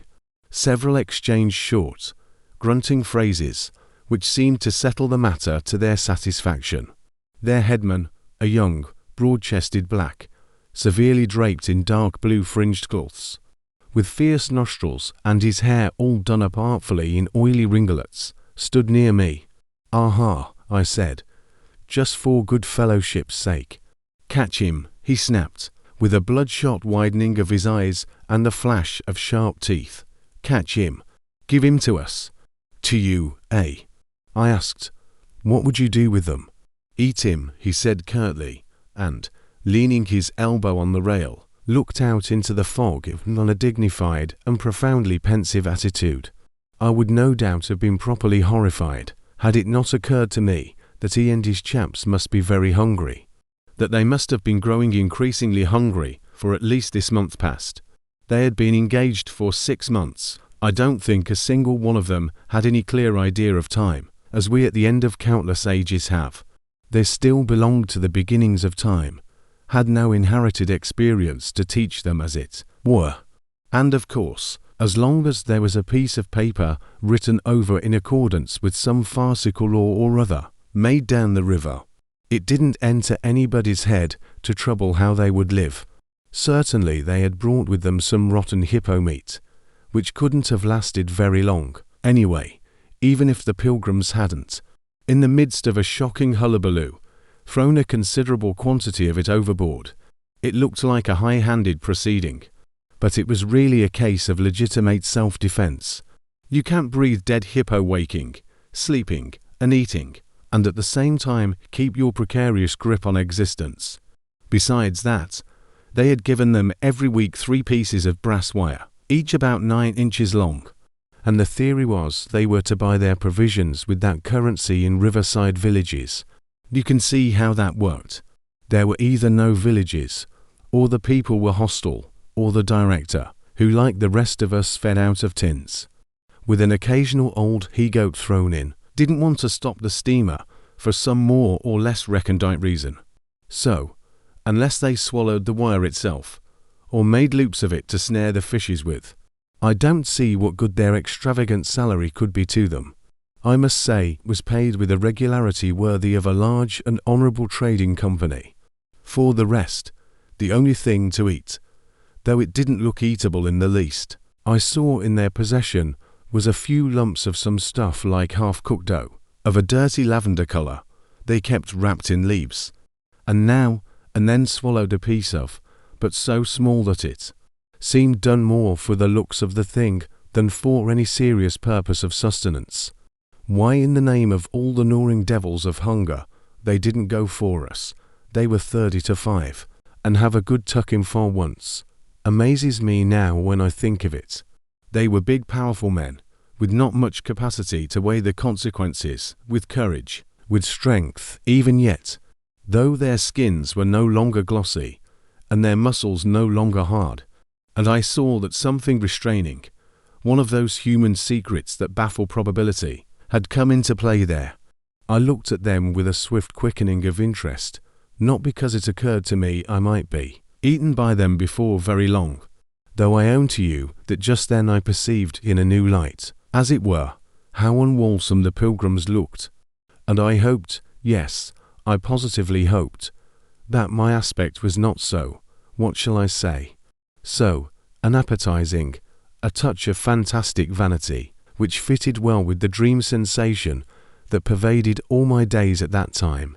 Perhaps I had a little fever, too. One can't live with one's finger everlastingly on one's pulse. I had often a little fever, or a little touch of other things, the playful posh strokes of the wilderness, the preliminary trifling before the more serious onslaught which came in due course.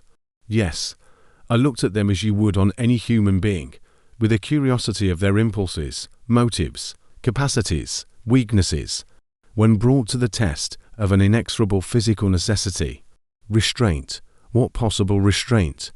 Was it superstition, disgust, patience, fear, or some kind of primitive honour?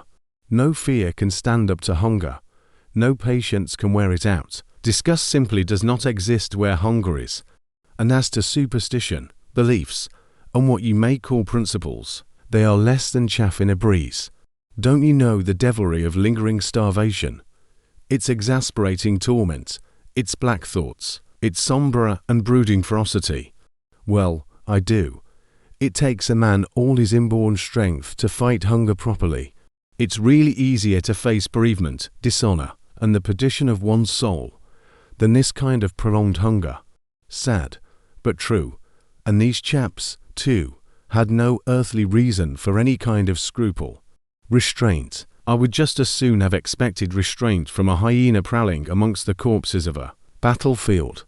But there was the fact facing me, the fact dazzling, to be seen, like the foam on the depths of the sea, like a ripple on an unfathomable enigma, a mystery greater, when I thought of it, than the curious, inexplicable note of desperate grief in this savage clamour that had swept by us on the river bank behind the blind whiteness of the fog.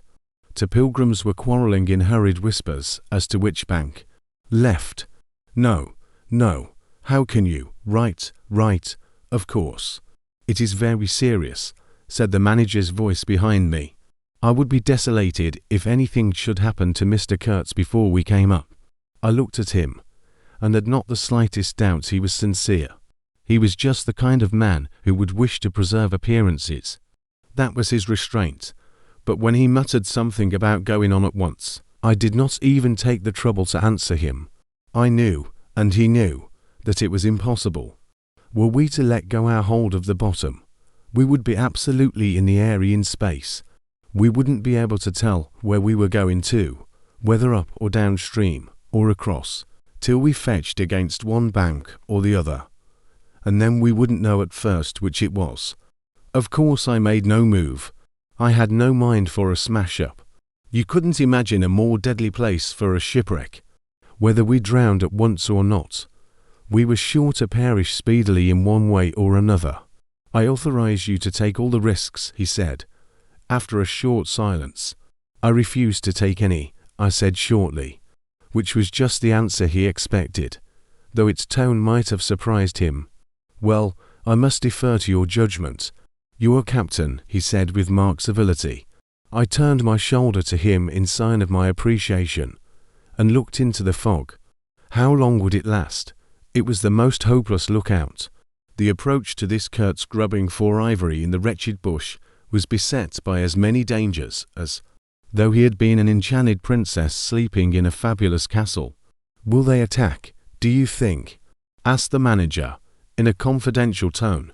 I did not think they would attack, for several obvious reasons. The thick fog was one. If they left the bank in their canoes, they would get lost in it, as we would be if we attempted to move. Still, I had also judged the jungle of both banks quite impenetrable, and yet eyes were in it, eyes that had seen us. The riverside bushes were certainly very thick, but the undergrowth behind was evidently penetrable. However, during the short lift I had seen no canoes anywhere in the reach, certainly not abreast of the steamer. But what made the idea of attacking conceivable to me was the nature of the noise, of the cries we had heard. They had not the fierce character boding immediate hostile intention. Unexpected, wild, and violent as they had been, they had given me an irresistible impression of sorrow. The glimpse of the steamboat had for some reason filled those savages with unrestrained grief. The danger, if any, I expounded, was from our proximity to a great human passion let loose. Even extreme grief may ultimately vent itself in violence, but more generally takes the form of apathy. You should have seen the pilgrims stare. They had no heart to grin, or even to revile me, but I believe they thought me gone mad, with fright, maybe. I delivered a regular lecture. My dear boys, it was no good bothering. Keep a lookout. Well, you may guess I watched the fog for the signs of lifting as a cat watches a mouse. But for anything else, our eyes were of no more use to us than if we had been buried miles deep in a heap of cotton wool. It felt like it, too, choking, warm, stifling. Besides, all I said, though it sounded extravagant, was absolutely true to fact. What we afterwards alluded to as an attack was really an attempt at repulse. The action was very far from being aggressive. It was not even defensive, in the usual sense. It was undertaken under the stress of desperation, and in its essence was purely protective. It developed itself, I should say, 2 hours after the fog lifted, and its commencement was at a spot, roughly speaking, about 1.5 miles below Kurtz's station. We had just floundered and flopped round a bend, when I saw an islet, a mere grassy hummock of bright green, in the middle of the stream. It was the only thing of the kind. But as we opened the reach more, I perceived it was the head of a long sandbank, or rather, of a chain of shallow patches stretching down the middle of the river. They were discoloured, just awash, and the whole lot was seen just under the water, exactly as a man's backbone is seen running down the middle of his back under the skin. Now, as far as I did see, I could go to the right or to the left of this. I didn't know either channel, of course. The banks looked pretty well alike. The depth appeared the same. But as I had been informed the station was on the west side, I naturally headed for the western passage. No sooner had we fairly entered it than I became aware it was much narrower than I had supposed. To the left of us there was the long uninterrupted shoal, and to the right a high, steep bank heavily overgrown with bushes. Above the bush the trees stood in serried ranks. The twigs overhung the current thickly, and from distance to distance a large limb of some tree projected rigidly over the stream. It was then well on in the afternoon. The face of the forest was gloomy, and a broad strip of shadow had already fallen on the water. In this shadow we steamed up very slowly, as you may imagine. I sheered her well inshore, the water being deepest near the bank, as the sounding pole informed me. One of my hungry and forbearing friends was sounding in the bows just below me. This steamboat was exactly like a deck scow. On the deck there were 2 little teakwood houses, with doors and windows. The boiler was in the fore end, and the machinery right astern. Over the whole there was a light roof, supported on stanchions. The funnel projected through that roof, and in front of the funnel a small cabin built of light planks served for a pilot house. It contained a couch, 2 camp stools, a loaded Martini Henry leaning in one corner, a tiny table, and the steering wheel. It had a wide door in front and a broad shutter at each side. All these were always thrown open, of course. I spent my days perched up there on the extreme fore end of that roof, before the door. At night I slept, or tried to, on the couch. An athletic black belonging to some coast tribe, and educated by my poor predecessor, was the helmsman. He sported a pair of brass earrings, wore a blue cloth wrapper from the waist to the ankles, and thought all the world of himself. He was the most unstable kind of fool I had ever seen. He steered with no end of a swagger while you were by. But if he lost sight of you, he became instantly the prey of an abject funk, and would let that cripple of a steamboat get the upper hand of him in a minute. I was looking down at the sounding pole, and feeling much annoyed to see it each try a little more of its stick out of that river, when I saw my poleman give up on the business suddenly, and stretch himself, flat on the deck, without even taking the trouble to haul his pole in. He kept hold on it though, and it trailed in the water. At the same time the fireman, whom I could also see below me, sat down abruptly before his furnace and ducked his head. I was amazed. Then I had to look at the river mighty quick, because there was a snag in the fairway. Sticks, little sticks, were flying about, thick. They were whizzing before my nose, dropping below me, striking behind me against my pilot house. All this time the river, the shore, the woods were very quiet, perfectly quiet. I could only hear the heavy splashing thump of the stern wheel and the patter of these things. We cleared the snag clumsily. Arrows, by Jove, we were being shot at. I stepped in quickly to close the shutter on the land side.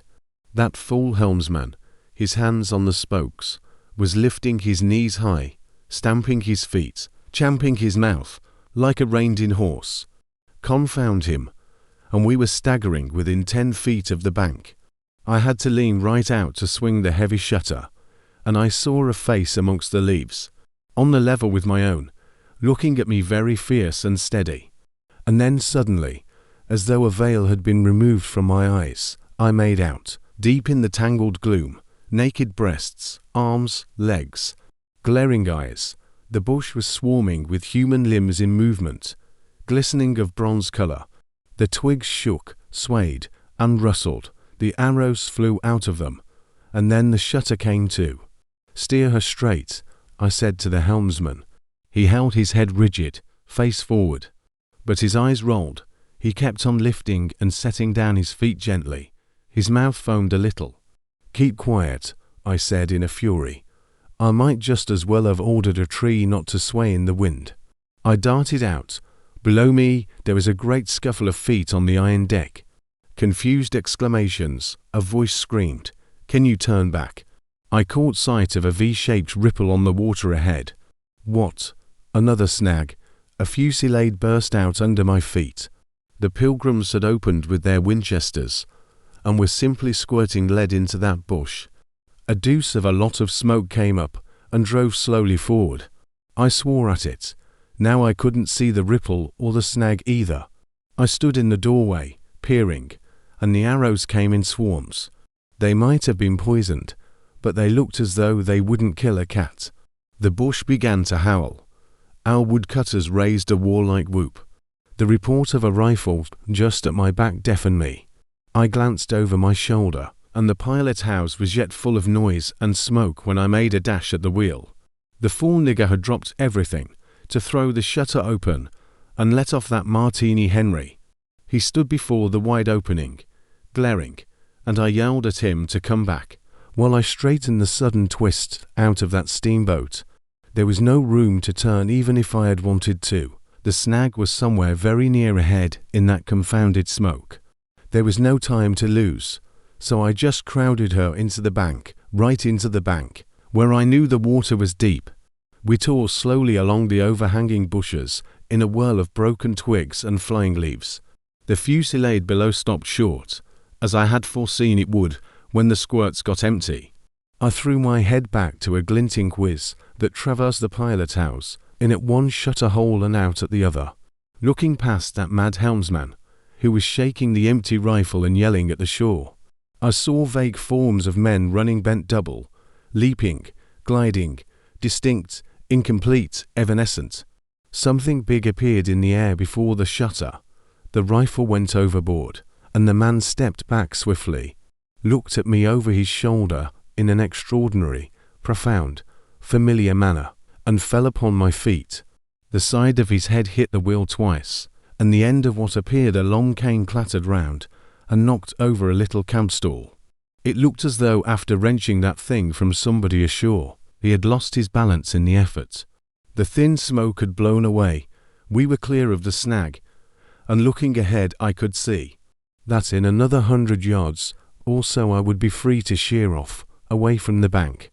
But my feet felt so very warm and wet that I had to look down.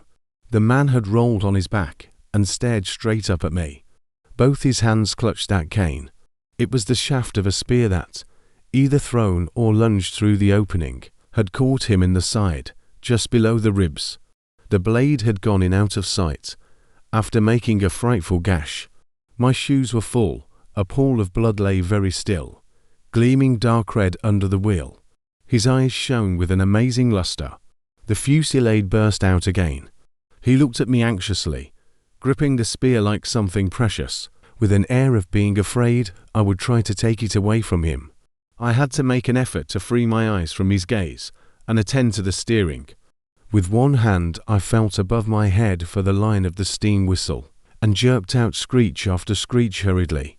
The tumult of angry and warlike yells was checked instantly, and then from the depths of the woods went out such a tremulous and prolonged wail of mournful fear and utter despair as may be imagined to follow the flight of the last hope from the earth.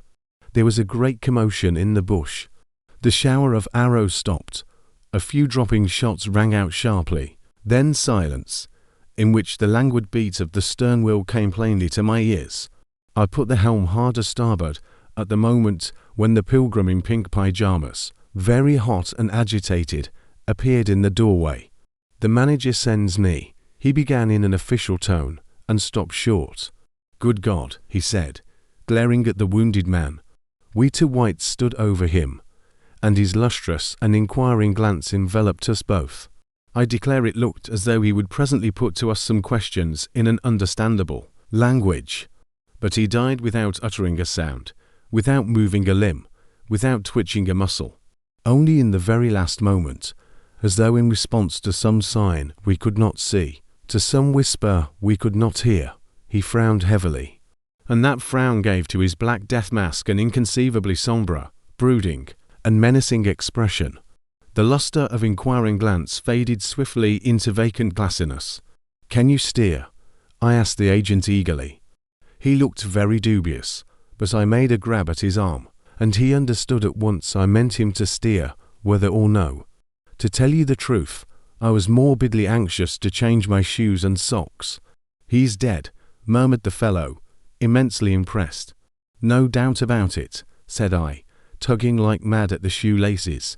"And by the way, I suppose Kurtz is dead as well by this time."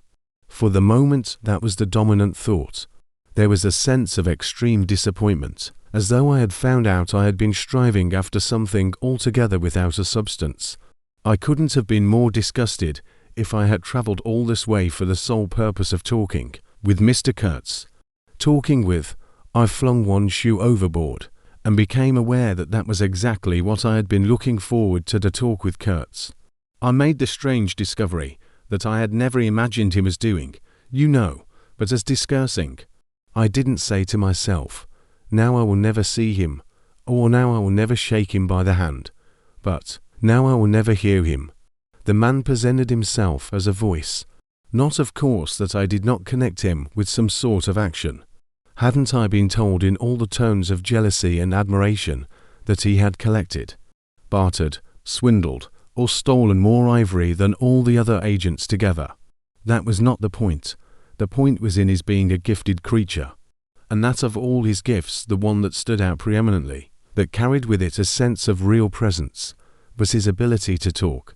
His words, the gift of expression, the bewildering, the illuminating, the most exalted and the most contemptible, the pulsating stream of light, or the deceitful flow from the heart of an impenetrable darkness.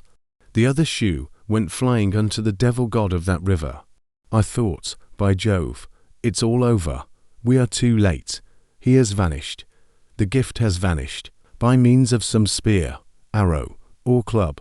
I will never hear that chap speak after all, and my sorrow had a startling extravagance of emotion, even such as I had noticed in the howling sorrow of these savages in the bush. I couldn't have felt more of lonely desolation somehow, had I been robbed of a belief or had missed my destiny in life. "Why do you sigh in this beastly way, somebody?" "Absurd.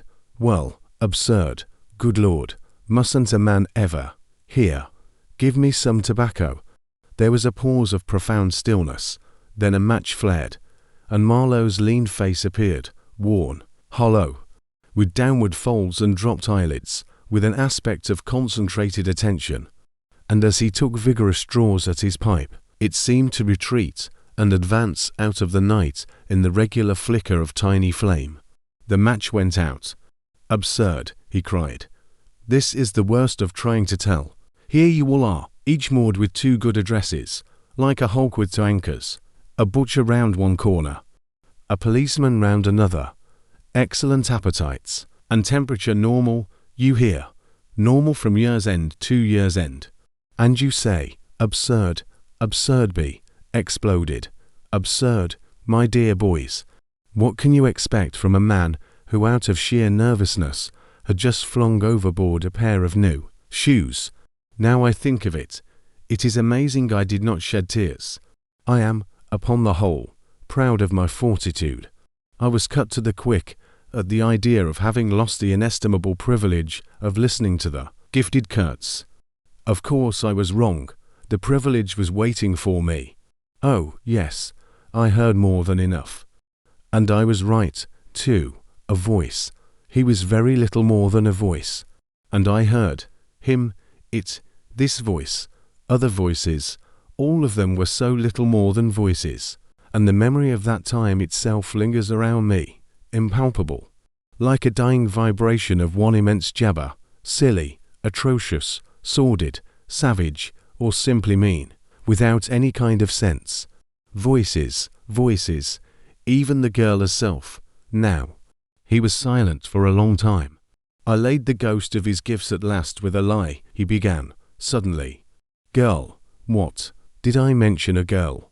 Oh, she's out of it, completely. They, the women, I mean, are out of it, should be out of it. We must help them to stay in that beautiful world of their own, lest ours gets worse. Oh, she had to be out of it. You should have heard the disinterred body of Kurtz saying, my intended. You would have perceived directly then how completely she was out of it. And the lofty frontal bone of Mr. Kurtz. They say the hair goes on growing sometimes, but this, or a specimen, was impressively bald. The wilderness had patted him on the head, and, behold, it was like a ball, an ivory ball. It had caressed him, and, lo, he had withered. It had taken him, loved him, embraced him, got into his veins, consumed his flesh, and sealed his soul to its own by the inconceivable ceremonies of some devilish initiation. He was its spoiled and pampered favourite. Ivory? I should think so. Heaps of it, stacks of it. The old mud shanty was bursting with it. You would think there was not a single tusk left either above or below the ground in the whole country. Mostly fossil, the manager had remarked disparagingly. It was no more fossil than I am, but they call it fossil when it is dug up. It appears these niggers do bury the tusks sometimes, but evidently they couldn't bury this parcel deep enough to save the gifted Mr. Kurtz from his fate. We filled the steamboat with it, and had to pile a lot on the deck. Thus he could see, and enjoy as long as he could see, because the appreciation of this favour had remained with him to the last. You should have heard him say, "My ivory." Oh, yes, I heard him. My intended, my ivory, my station, my river, my everything belonged to him. It made me hold my breath in expectation of hearing the wilderness burst into a prodigious peal of laughter that would shake the fixed stars in their places. Everything belonged to him, but that was a trifle. The thing was to know what he belonged to. How many powers of darkness claimed him for their own? That was the reflection that made you creepy all over. It was impossible. It was not good for one either, trying to imagine. He had taken a high seat amongst the devils of the land. I mean literally. You can't understand. How could you? With solid pavement under your feet, surrounded by kind neighbours ready to cheer you or to fall on you, stepping delicately between the butcher and the policeman, in the holy terror of scandal and gallows and lunatic asylums, how can you imagine what particular region of the first ages a man's untrammelled feet may take him into by the way of solitude, utter solitude without a policeman, by the way of silence or utter silence, where no warning voice of a kind neighbour can be heard whispering of public opinion? These little things make all the great difference. When they are gone, you must fall back upon your own innate strength, upon your own capacity for faithfulness. Of course, you may be too much of a fool to go wrong, too dull even to know you are being assaulted by the powers of darkness. I take it, no fool ever made a bargain for his soul with the devil. The fool is too much of a fool, or the devil too much of a devil. I don't know which. Or you may be such a thunderingly exalted creature as to be altogether deaf and blind to anything but heavenly sights and sounds. Then the earth for you is only a standing place, and whether to be like this is your loss or your gain I won't pretend to say. But most of us are neither one nor the other. The earth for us is a place to live in, where we must put up with sights, with sounds, with smells, to, by Jove, breathe dead hippo, so to speak, and not be contaminated. And there, don't you see, your strength comes in, the faith in your ability for the digging of unostentatious holes to bury the stuff in, your power of devotion, not to yourself, but to an obscure, back-breaking business. And that's difficult enough. Mind, I am not trying to excuse or even explain. I am trying to account to myself for Mr. Kurtz, for the shade of Kurtz. This initiated wraith from the back of nowhere honoured me with its amazing confidence before it vanished altogether. This was because it could speak English to me. The original Kurtz had been educated partly in England, and, as he was good enough to say himself, his sympathies were in the right place. His mother was half English, his father was half French. All Europe contributed to the making of Kurtz, and by I learned that, most appropriately, the International Society for the Suppression of Savage Customs had entrusted him with the making of a report for its future guidance. And he had written it, too. I've seen it, I've read it. It was eloquent, vibrating with eloquence, but too high-strung, I think. 17 pages of close writing he had found time for. But this must have been before his, let us say, nerves went wrong, and caused him to preside at certain midnight dances ending with unspeakable rites, which, as far as I reluctantly gathered from what I heard at various times, were offered up to him, do you understand, to Mr. Kurtz himself, but it was a beautiful piece of writing. The opening paragraph, however, in the light of later information, strikes me now as ominous. He began with the argument that we whites, from the point of development we had arrived at, must necessarily appear to them as savages. In the nature of supernatural beings, we approach them with the might of a deity, and so on, and so on. By the simple exercise of our will, we can exert a power for good practically unbounded, etc., etc. From that point he soared, and took me with him. The peroration was magnificent, though difficult to remember, you know. It gave me the notion of an exotic immensity, ruled by an august benevolence. It made me tingle with enthusiasm. This was the unbounded power of eloquence, of words, of burning noble words. There were no practical hints to interrupt the magic current of phrases, unless a kind of note at the foot of the last page, scrawled evidently much later, in an unsteady hand, may be regarded as the exposition of a method. It was very simple, and at the end of that moving appeal to every altruistic sentiment, it blazed at you, luminous and terrifying, like a flash of lightning in a serene sky. Exterminate all the brutes.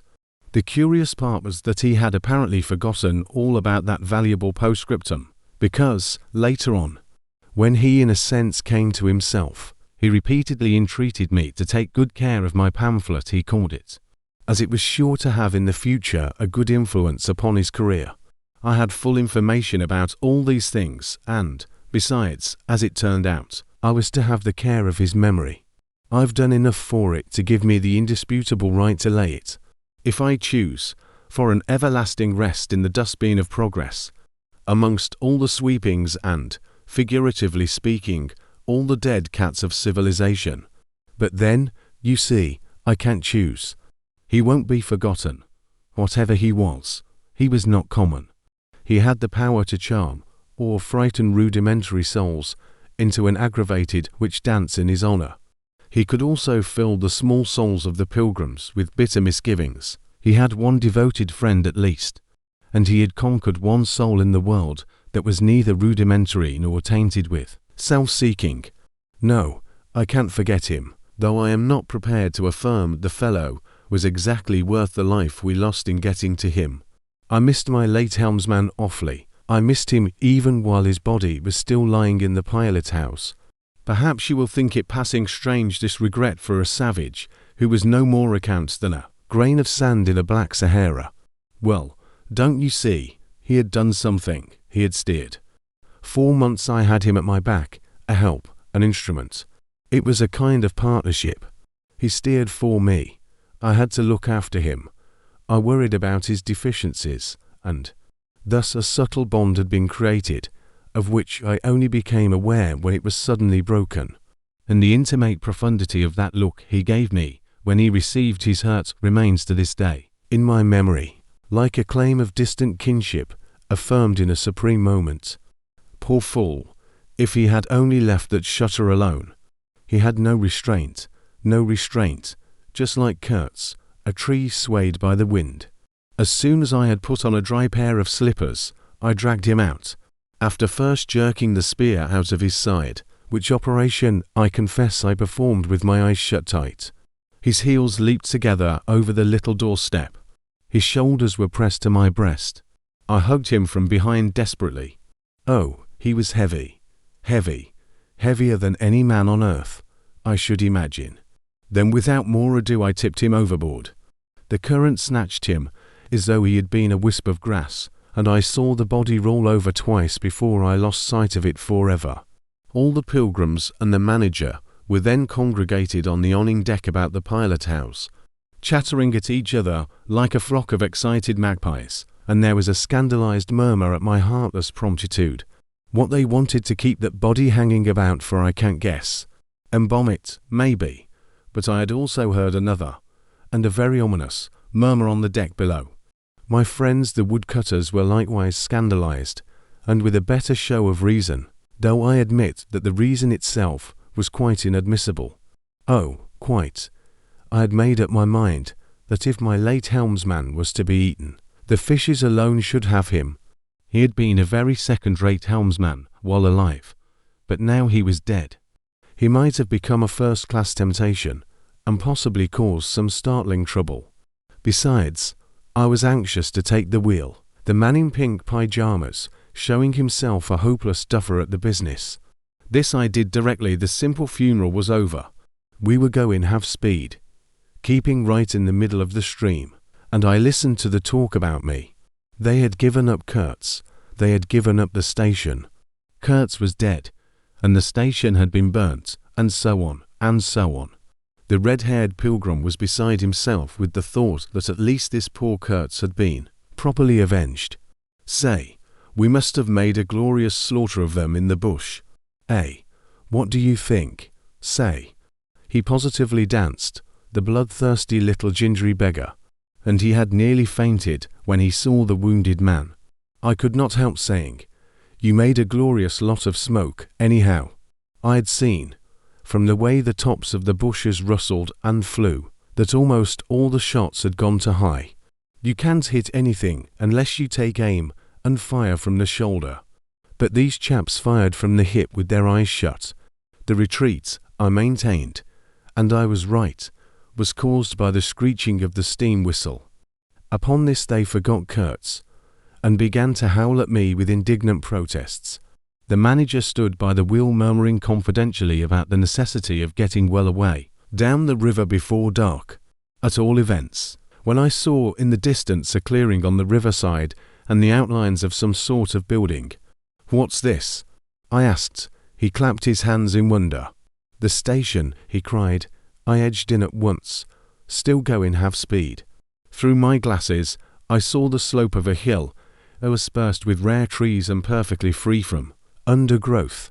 A long decaying building on the summit was half buried in the high grass. The large holes in the peaked roof gaped black from afar. The jungle and the woods made a background. There was no enclosure or fence of any kind, but there had been one apparently, for near the house half a dozen slim posts remained in a row, roughly trimmed, and with their upper ends ornamented with round carved balls. The rails, or whatever there had been between, had disappeared.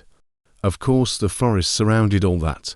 The river bank was clear, and on the waterside I saw a white man under a hat like a cartwheel beckoning persistently with his whole arm, examining the edge of the forest above and below. I was almost certain I could see movements, human forms gliding here and there. I steamed past prudently, then stopped the engines and let her drift down. The man on the shore began to shout, urging us to land. We have been attacked, screamed the manager. I know, it's all right, yelled back the other, as cheerful as you please. Come along, it's all right, I am glad. His aspect reminded me of something I had seen, something funny I had seen somewhere. As I maneuvered to get alongside, I was asking myself, what does this fellow look like? Suddenly I got it. He looked like a harlequin. His clothes had been made of some stuff that was brown holland probably, but it was covered with patches all over, with bright patches, blue, red, and yellow, patches on the back, patches on the front, patches on elbows, on knees, coloured binding around his jacket, scarlet edging at the bottom of his trousers, and the sunshine made him look extremely gay and wonderfully neat withal, because you could see how beautifully all this patching had been done. A beardless, boyish face, very fair, no features to speak of, nose peeling, little blue eyes, smiles and frowns chasing each other over that open countenance, like sunshine and shadow on a wind-swept plain.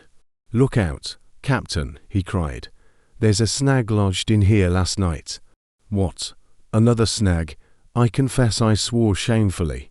I had nearly holed my cripple to finish off that charming trip. The harlequin on the bank turned his little pug nose up to me. You English? He asked, all smiles. Are you? I shouted from the wheel.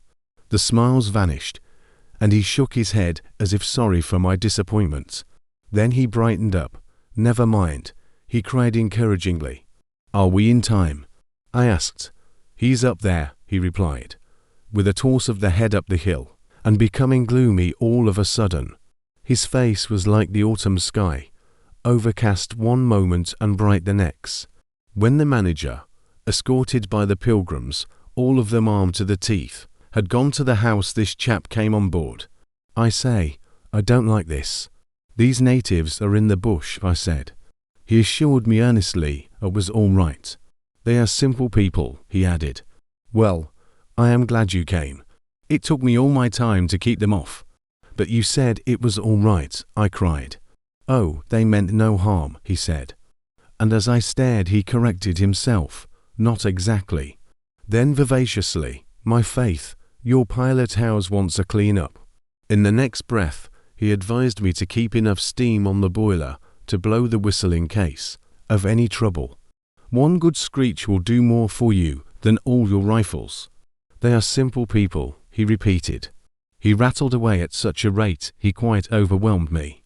He seemed to be trying to make up for lots of silence, and actually hinted, laughing, that such was the case. Don't you talk with Mr. Kurtz? I said. You don't talk with that man, you listen to him, he exclaimed with severe exultation. But now, he waved his arm, and in the twinkling of an eye was in the uttermost depths of despondency. In a moment he came up again with a jump, possessed himself of both my hands, shook them continuously, while he gabbled, brother sailor, honor, pleasure, delight, introduce myself, Russian, son of an archpriest, government of Tambov. What? Tobacco, English tobacco, the excellent English tobacco. Now, that's brotherly. Smoke. Where's a sailor that does not smoke? The pipe soothed him, and gradually I made out he had run away from school, had gone to sea in a Russian ship, ran away again, served some time in English ships, was now reconciled with the archpriest. He made a point of that, but when one is young one must see things, gather experience, ideas, enlarge the mind. Here, I interrupted, you can never tell. Here I met Mr. Kurtz, he said, youthfully solemn and reproachful. I held my tongue after that. It appears he had persuaded a Dutch trading house on the coast to fit him out with stores and goods, and had started for the interior with a light heart and no more idea of what would happen to him than a baby. He had been wandering about that river for nearly 2 years alone, cut off from everybody and everything. I am not so young as I look. I am 25, he said. At first old Van Scheiden would tell me to go to the devil. He narrated with keen enjoyment, but I stuck to him and talked, till at last he got afraid I would talk the hind leg off his favourite dog. So he gave me some cheap things and a few guns, and told me he hoped he would never see my face again. Good old Dutchman, Van Scheiden. I've sent him one small lot of ivory a year ago, so that he can't call me a little thief when I get back. I hope he got it, and for the rest I don't care. I had some wood stacked for you. That was my old house, did you see? I gave him Towson's book. He made as though he would kiss me, but restrained himself. The only book I had left, and I thought I had lost it, he said, looking at it ecstatically. So many accidents happen to a man going about alone, you know. Canoes get upset sometimes, and sometimes you've got to clear out so quick when the people get angry. He thumbed the pages. You made notes in Russian? I asked. He nodded. I thought they were written in cipher, I said. He laughed, then became serious. I had lots of trouble to keep these people off, he said. Did they want to kill you? I asked. Oh, no, he cried, and checked himself. Why did they attack us? I pursued. He hesitated, then said shamefacedly, they don't want him to go, don't they? I said curiously. He nodded a nod full of mystery and wisdom. I tell you, he cried, this man has enlarged my mind. He opened his arms wide, staring at me with his little blue eyes that were perfectly round. 3. I looked at him, lost in astonishment. There he was before me, in motley, as though he had absconded from a troupe of mimes, enthusiastic, fabulous. His very existence was improbable, inexplicable, and altogether bewildering. He was an insoluble problem. It was inconceivable how he had existed, how he had succeeded in getting so far, how he had managed to remain, why he did not instantly disappear. I went a little farther, he said, then still a little farther, till I had gone so far that I don't know how I'll ever get back. Never mind, plenty time. I can manage. You take Kurtz away quick. Quick, I tell you. The glamour of youth enveloped his parti-coloured rags, his destitution, his loneliness, the essential desolation of his futile wanderings. 4 months of 4 years to his life hadn't been worth a day's purchase. And there he was gallantly, thoughtlessly alive, to all appearances indestructible, solely by the virtue of his few years and of his unreflecting audacity. I was seduced into something like admiration, like envy. Glamour urged him on. Glamour kept him unscathed. He surely wanted nothing from the wilderness but space to breathe in and to push on through. His need was to exist, and to move onwards at the greatest possible risk, and with a maximum of privation. If the absolutely pure, uncalculating, unpractical spirit of adventure had ever ruled a human being, it ruled this bepatched youth.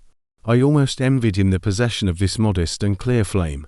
It seemed to have consumed all thought of self so completely that even while he was talking to you, you forgot that it was he, the man before your eyes, who had gone through these things. I did not envy him his devotion to Kurtz, though. He had not meditated over it. It came to him, and he accepted it with a sort of eager fatalism. I must say that to me, it appeared about the most dangerous thing in every way he had come upon so far. They had come together unavoidably, like two ships becalmed near each other, and lay rubbing sides at last. I suppose Kurtz wanted an audience, because on a certain occasion, when encamped in the forest, they had talked all night, or more probably Kurtz had talked. We talked of everything, he said, quite transported at the recollection. I forgot there was such a thing as sleep. The night did not seem to last an hour. Everything, of love, too. Ah, he talked to you of love, I said, much amused. It isn't what you think, he cried, almost passionately. It was in general. He made me see things. He threw his arms up. We were on deck at the time, and the headman of my woodcutters, lounging nearby, turned upon him his heavy and glittering eyes. I looked around, and I don't know why, but I assure you that never before, did this land, this river, this jungle, the very arch of this blazing sky, appear to me so hopeless and so dark, so impenetrable to human thought, so pitiless to human weakness. And, ever since, you have been with him, of course. I said, on the contrary, it appears their intercourse had been very much broken by various causes. He had, as he informed me proudly, managed to nurse Kurtz through to illnesses. He alluded to it, as you would to some risky feat. But as a rule Kurtz wandered alone, far in the depths of the forest. Very often coming to this station, I had to wait days and days before he would turn up, he said. Ah, it was worth waiting for, sometimes. What was he doing? Exploring or what? I asked. Oh, yes, of course. He had discovered lots of villages, a lake, too. He did not know exactly in what direction. It was dangerous to inquire too much, but mostly his expeditions had been for ivory.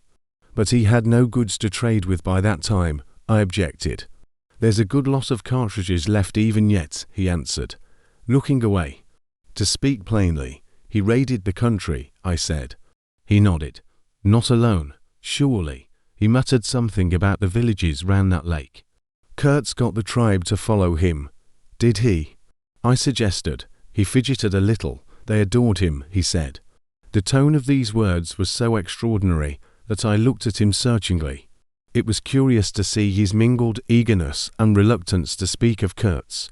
The man filled his life, occupied his thoughts, swayed his emotions. "What can you expect?" he burst out. He came to them with thunder and lightning, you know, and they had never seen anything like it, and very terrible. He could be very terrible. You can't judge Mr. Kurtz as you would an ordinary man. No, no, no. Now, just to give you an idea, I don't mind telling you, he wanted to shoot me, too, one day, but I don't judge him. "Shoot you?" I cried. "What for?" "Well, I had a small lot of ivory the chief of that village near my house gave me. You see, I used to shoot game for them. Well, he wanted it, and wouldn't hear reason. He declared he would shoot me, unless I gave him the ivory, and then cleared out of the country, because he could do so, and had a fancy for it, and there was nothing on earth to prevent him killing whom he jolly well pleased. And it was true, too. I gave him the ivory. What did I care?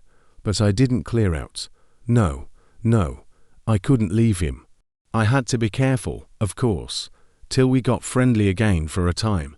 He had his second illness then. Afterwards I had to keep out of the way, but I didn't mind. He was living for the most part in those villages on the lake. When he came down to the river, sometimes he would take to me, and sometimes it was better for me to be careful. This man suffered too much. He hated all this, and somehow he couldn't get away. When I had a chance I begged him to try and leave, while there was time. I offered to go back with him, and he would say yes, and then he would remain. Go off on another ivory hunt. Disappear for weeks, forget himself amongst these people, forget himself, you know. Why, he's mad, I said. He protested indignantly. Kurtz couldn't be mad. If I had heard him talk, only 2 days ago, I wouldn't dare hint at such a thing. I had taken up my binoculars while we talked, and was looking at the shore, sweeping the limit of the forest at each side, and at the back of the house. The consciousness of there being people in that bush, so silent, so quiet, as silent and quiet as the ruined house on the hill, made me uneasy. There was no sign on the face of nature of this amazing tale that was not so much told as suggested, to me in desolate exclamations, completed by shrugs, in interrupted phrases, in hints ending in deep sighs. The woods were unmoved, like a mask, heavy, like the closed door of a prison. They looked with their air of hidden knowledge, of patient expectation, of unapproachable silence. The Russian was explaining to me that it was only lately that Mr. Kurtz had come down to the river, bringing along with him all the fighting men of that lake tribe. He had been absent for several months, getting himself adored, I suppose, and had come down unexpectedly, with the intention to all appearance of making a raid either across the river or downstream. Evidently, the appetite for more ivory had got the better of the, what shall I say, less material aspiration. However, he had got much worse suddenly. I heard he was lying helpless, and so I came up, took my chance, said the Russian. Oh, he's bad, very bad. I directed my glass to the house. There were no signs of life, but there was the ruined roof, the long mud wall peeping above the grass, with 3 little square window holes, no 2 of the same size. All this brought within reach of my hand, as it were. And then I made a brusque movement, and one of the remaining posts of that vanished fence leaped up in the field of my glass. You remember I told you I had been struck at the distance by certain attempts at ornamentation, rather remarkable in the ruinous aspect of the place. Now I had suddenly a nearer view, and its first result was to make me throw my head back as if before a blow. Then I went carefully from post to post with my glass, and I saw my mistake. These round knobs were not ornamental, but symbolic. They were expressive and puzzling, striking and disturbing, food for thought, and also for vultures, if there had been any looking down from the sky. But at all events for such ants as were industrious enough to ascend the pole, they would have been even more impressive, those heads on the stakes, if their faces had not been turned to the house. Only one, the first I had made out, was facing my way. I was not so shocked as you may think. The start back I had given was really nothing but a movement of surprise. I had expected to see a knob of wood there, you know. I returned deliberately to the first I had seen, and there it was, black, dried, sunken, with closed eyelids, a head that seemed to sleep at the top of that pole, and, with the shrunken dry lips, showing a narrow white line of the teeth, was smiling, too, smiling continuously at some endless and jocose dream of that eternal slumber. I am not disclosing any trade secrets. In fact, the manager said, afterwards, that Kurtz's methods had ruined the district. I have no opinion on that point, but I want you clearly to understand that there was nothing exactly profitable in these heads, being there. They only showed that Kurtz lacked restraint in the gratification of his various lusts, that there was something wanting in him, some small matter which, when the pressing need arose, could not be found under his magnificent eloquence. Whether he knew of this deficiency himself I can't say. I think the knowledge came to him at last, only at the very last, but the wilderness had found him out early, and had taken on him a terrible vengeance for the fantastic invasion. I think it had whispered to him things about himself which he did not know, things of which he had no conception, till he took counsel with this great solitude. And the whisper had proved irresistibly fascinating. It echoed loudly within him, because he was hollow at the core. I put down the glass, and the head that had appeared near enough to be spoken to seemed at once to have leaped away from me into inaccessible distance. The admirer of Kurtz was a bit crestfallen. In a hurried, indistinct voice he began to assure me he had not dared to take these symbols down. He was not afraid of the natives. They would not stir till Mr. Kurtz gave the word. His ascendancy was extraordinary. The camps of these people surrounded the place, and the chiefs came every day to see him. They would crawl. I don't want to know anything of the ceremonies used when approaching Mr. Kurtz, I shouted, curious, this feeling that came over me, that such details would be more intolerable. The nose heads drying on the stakes under Mr. Kurtz's windows. After all, that was only a savage sight, while I seemed at one bound to have been transported into some lightless region of subtle horrors, where pure, uncomplicated savagery was a positive relief, being something that had a right to exist, obviously in the sunshine. The young man looked at me with surprise. I suppose it did not occur to him that Kurtz was no idol of mine. He forgot I hadn't heard any of these splendid monologues on, what was it? On love, justice, conduct of life, or what not. If it had come to crawling before Kurtz, he crawled as much as the veriest savage of them all. I had no idea of the conditions, he said. These heads were the heads of rebels. I shocked him excessively by laughing. Rebels.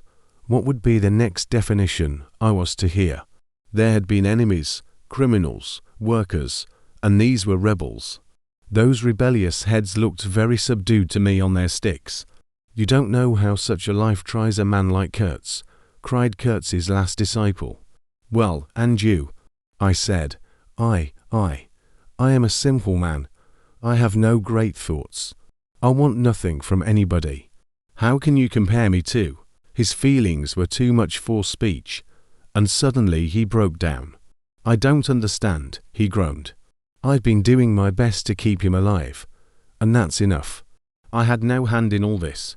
I have no abilities. There hasn't been a drop of medicine or a mouthful of invalid food for months here. He was shamefully abandoned. A man like this, with such ideas. Shamefully, I haven't slept for the last 10 nights. His voice lost itself in the calm of the evening. The long shadows of the forest had slipped downhill while we talked, had gone far beyond the ruined hovel, beyond the symbolic row of stakes. All this was in the gloom, while we down there were yet in the sunshine, and the stretch of the river abreast of the clearing glittered in a still and dazzling splendor, with a murky and overshadowed bend above and below. Not a living soul was seen on the shore. The bushes did not rustle. Suddenly round the corner of the house a group of men appeared, as though they had come up from the ground. They waded waist deep in the grass, in a compact body, bearing an improvised stretcher in their midst. Instantly, in the emptiness of the landscape, a cry arose whose shrillness pierced the still air like a sharp arrow, flying straight to the very heart of the land. And, as if by enchantment, streams of human beings, of naked human beings, with spears in their hands, with bows, with shields, with wild glances and savage movements, were poured into the clearing by the dark-faced and pensive forest. The bushes shook, the grass swayed for a time, and then everything stood still in attentive immobility. "Now, if he does not say the right thing to them, we are all done for," said the Russian at my elbow. The knot of men with the stretcher had stopped, too, halfway to the steamer, as if petrified. I saw the man on the stretcher sit up, lank and with an uplifted arm, above the shoulders of the bearers. Let us hope that the man who can talk so well of love in general will find some particular reason to spare us this time, I said. I resented bitterly the absurd danger of our situation, as if to be at the mercy of that atrocious phantom had been a dishonouring necessity. I could not hear a sound, but through my glasses I saw the thin arm extended commandingly, the lower jaw moving, the eyes of that apparition leaning darkly far in its bony head that nodded with grotesque jerks.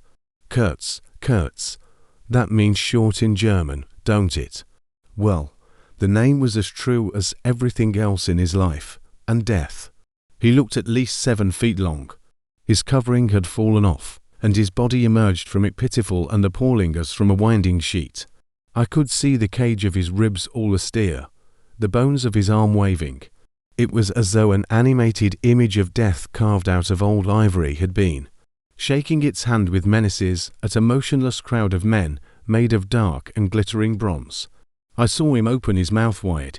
It gave him a weirdly voracious aspect, as though he had wanted to swallow all the air, all the earth, all the men before him. A deep voice reached me faintly. He must have been shouting. He fell back suddenly. The stretcher shook as the bearers staggered forward again, and almost at the same time I noticed that the crowd of savages was vanishing without any perceptible movement of retreat, as if the forest that had ejected these beings so suddenly had drawn them in again, as the breath is drawn in a long aspiration. Some of the pilgrims behind the stretcher carried his arms, 2 shotguns, a heavy rifle, and a light revolver carbine, the thunderbolts of that pitiful Jupiter. The manager bent over him murmuring. He walked beside his head. They laid him down in one of the little cabins, just a room for a bed place, and a camp stool or 2. You know, we had brought his belated correspondence, and a lot of torn envelopes and open letters littered his bed. His hand roamed feebly amongst these papers. I was struck by the fire of his eyes and the composed languor of his expression. It was not so much the exhaustion of disease. He did not seem in pain. This shadow looked satiated and calm, as though for the moment it had had its fill of all the emotions. He rustled one of the letters, and looking straight in my face said, "I am glad. Somebody had been writing to him about me." These special recommendations were turning up again. The volume of tone he emitted without effort, almost without the trouble of moving his lips, amazed me. A voice. It was grave, profound, vibrating, while the man did not seem capable of a whisper. However, he had enough strength in him, factitious no doubt, to very nearly make an end of us, as you shall hear directly. The manager appeared silently in the doorway. I stepped out at once, and he drew the curtain after me. The Russian, eyed curiously by the pilgrims, was staring at the shore. I followed the direction of his glance.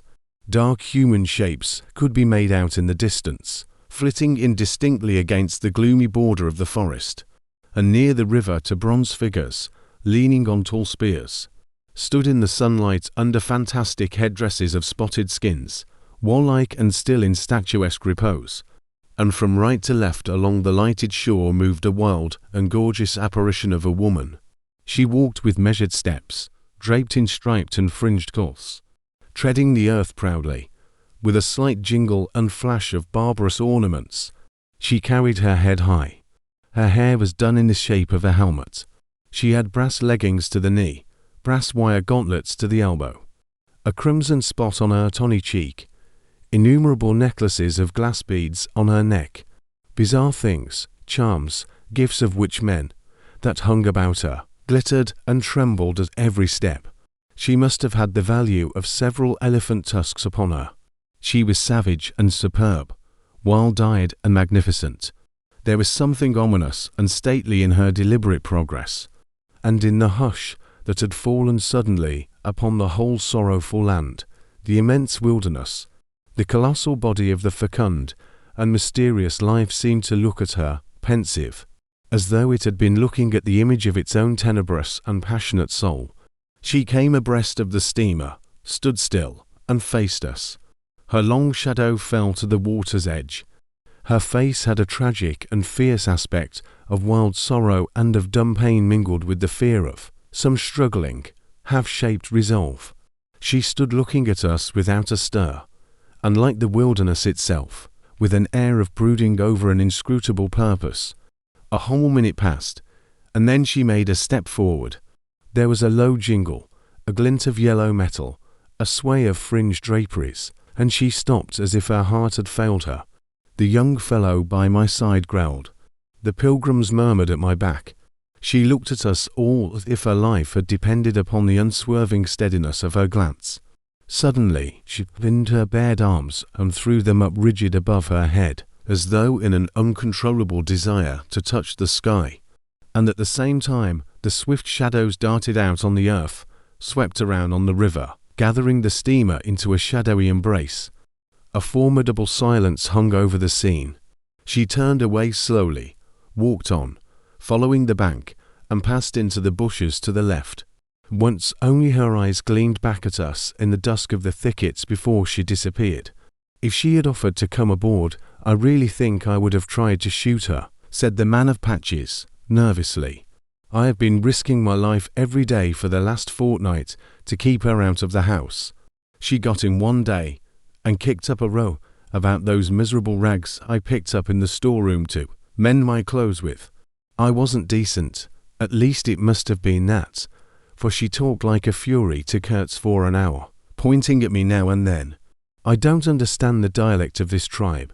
Luckily for me, I fancy Kurtz felt too ill that day to care, or there would have been mischief. I don't understand. No, it's too much for me. Ah, well, it's all over now. At this moment, I heard Kurtz's deep voice behind the curtain. Save me. Save the ivory, you mean? Don't tell me. Save me. Why, I've had to save you. You are interrupting my plans now. Sick, not so sick as you would like to believe. Never mind, I'll carry my ideas out yet. I will return. I'll show you what can be done. You with your little peddling notions. You are interfering with me. I will return. The manager came out. He did me the honor to take me under the arm and lead me aside. He is very low, he said. He considered it necessary to sigh, but neglected to be consistently sorrowful. We have done all we could for him, haven't we? But there is no disguising the fact. Kurtz has done more harm than good to the company. He did not see the time was not ripe for vigorous action. Cautiously. That's my principle. We must be cautious yet. The district is close to us for a time. Deplorable. Upon the whole, the trade will suffer. I don't deny there is a remarkable quantity of ivory, mostly fossil. We must save it, at all events. But look how precarious the position is, and why. Because the method is unsound. Do you, said I, looking at the shore, call it unsound method?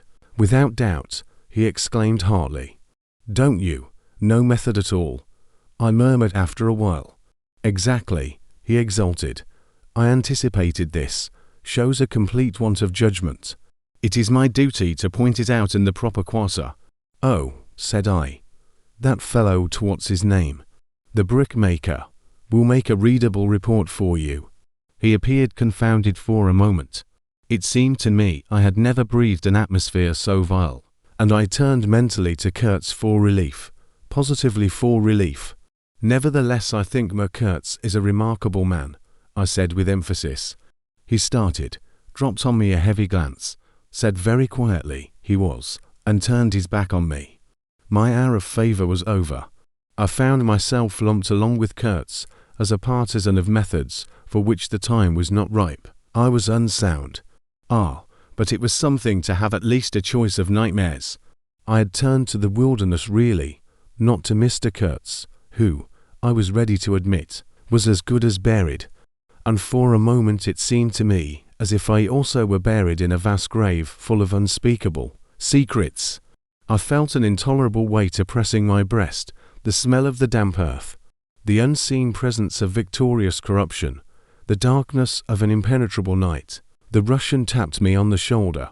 I heard him mumbling and stammering something about brother seaman, couldn't conceal, knowledge of matters that would affect Kurtz's reputation. I waited. For him evidently Kurtz was not in his grave. I suspect that for him Mr. Kurtz was one of the immortals. Well, said I at last, speak out. As it happens, I am Mr. Kurtz's friendee in a way.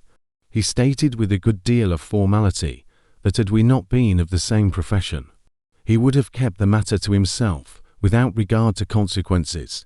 He suspected there was an active ill will towards him on the part of these white men. That, you are right, I said, remembering a certain conversation I had overheard. The manager thinks you ought to be hanged. He showed a concern at this intelligence, which amused me at first. I had better get out of the way quietly, he said earnestly. I can do no more for Kurtz now, and they would soon find some excuse. What's to stop them? There's a military post 300 miles from here. Well, upon my word, said I, perhaps you had better go, if you have any friends amongst the savages nearby. Plenty, he said. They're simple people, and I want nothing, you know. He stood biting his lip.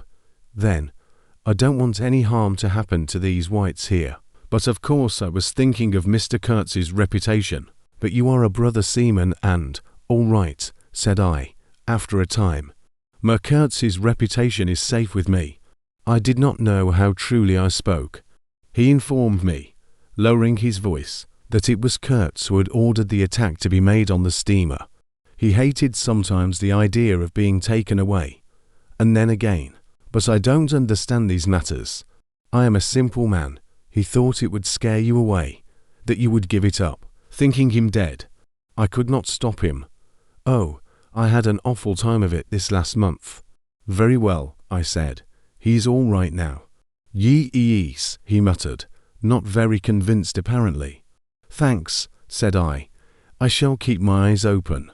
But quiet, eh? He urged anxiously.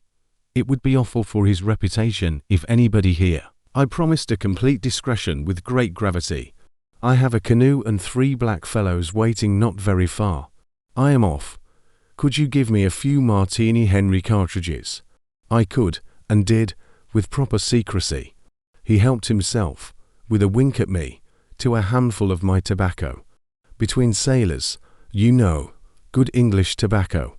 At the door of the pilot house he turned round. I say, haven't you a pair of shoes you could spare?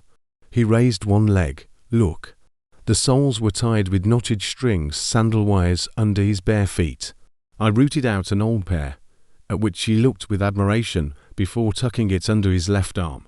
One of his pockets, bright red, was bulging with cartridges. From the other dark blue peeped Towson's inquiry, etc., etc. He seemed to think himself excellently well equipped for a renewed encounter with the wilderness.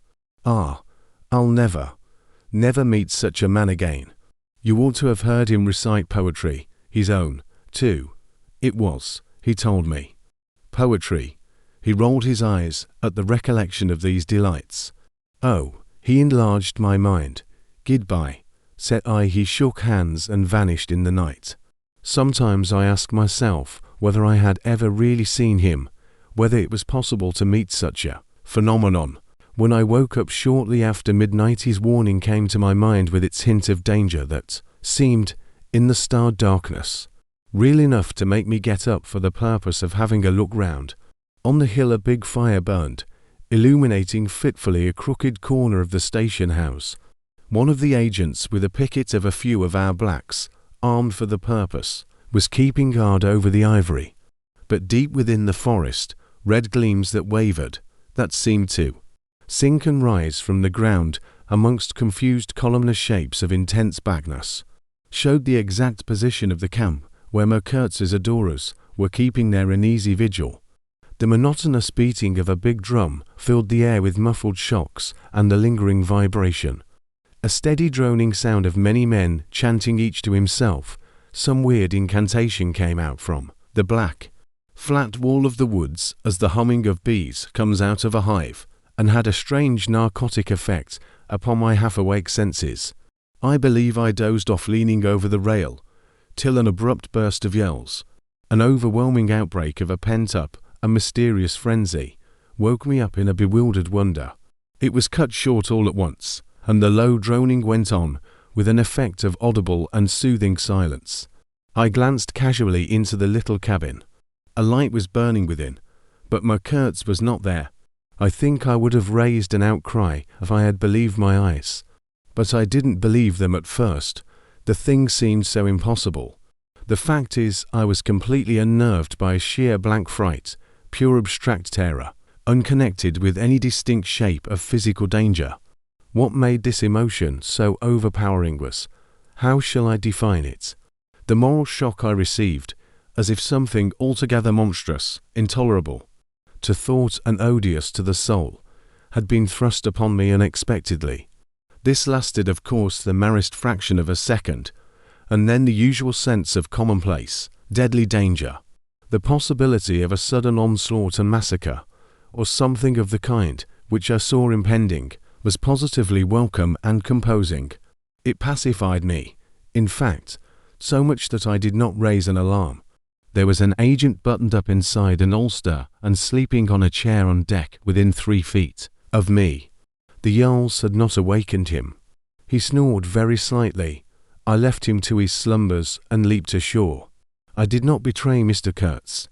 It was ordered I should never betray him. It was written I should be loyal to the nightmare of my choice. I was anxious to deal with this shadow by myself alone, and to this day I don't know why I was so jealous of sharing with anyone the peculiar blackness of that experience. As soon as I got on the bank I saw a broad trail through the grass. I remember the exultation with which I said to myself, "He can't walk. He's crawling on all fours. I've got him." The grass was wet with dew. I strode rapidly with clenched fists. I fancy I had some vague notion of falling upon him and giving him a drubbing. I don't know. I had some imbecile thoughts. The knitting old woman with the cat obtruded herself upon my memory as a most improper person to be sitting at the other end of such an affair. I saw a row of pilgrims squirting lead in the air out of Winchesters held to the hip. I thought I would never get back to the steamer, and imagined myself living alone and unarmed in the woods to an advanced age. Such silly things, you know. And I remember I confounded the beat of the drum with the beating of my heart, and was pleased at its calm regularity. I kept to the track though, then stopped to listen. The night was very clear. A dark blue space, sparkling with dew and starlight, in which black things stood very still. I thought I could see a kind of motion ahead of me. I was strangely kosher of everything that night. I actually left the track and ran in a wide semicircle, I verily believe chuckling to myself, so as to get in front of that stir, of that motion I had seen, if indeed I had seen anything. I was circumventing Kurtz as though it had been a boyish game. I came upon him, and, if he had not heard me coming, I would have fallen over him, too, but he got up in time. He rose, unsteady, long, pale, indistinct, like a vapour exhaled by the earth, and swayed slightly, misty and silent before me, while at my back the fires loomed between the trees, and the murmur of many voices issued from the forest. I had cut him off cleverly, but when actually confronting him I seemed to come to my senses. I saw the danger in its right proportion. It was by no means over yet. Suppose he began to shout. Though he could hardly stand, there was still plenty of vigour in his voice. "Go away, hide yourself," he said, in that profound tone. It was very awful. I glanced back. We were within 30 yards from the nearest fire. A black figure stood up, strode on long black legs, waving long black arms across the glow. It had horns, antelope horns, I think, on its head. Some sorcerer, some witch man, no doubt.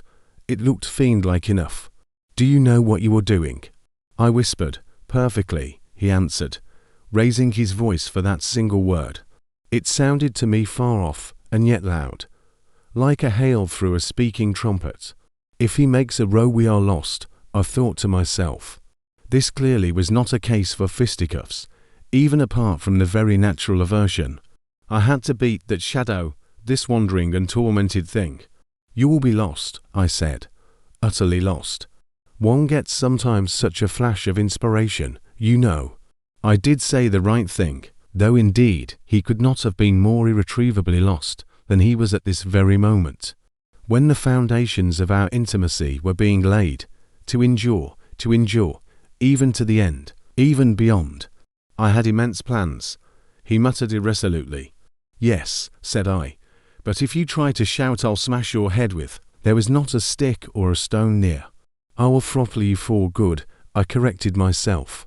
I was on the threshold of great things, he pleaded, in a voice of longing, with a wistfulness of tone that made my blood run cold. "And now for this stupid scoundrel. Your success in Europe is assured in any case," I affirmed steadily. I did not want to have the throttling of him, you understand, and indeed it would have been very little use for any practical purpose.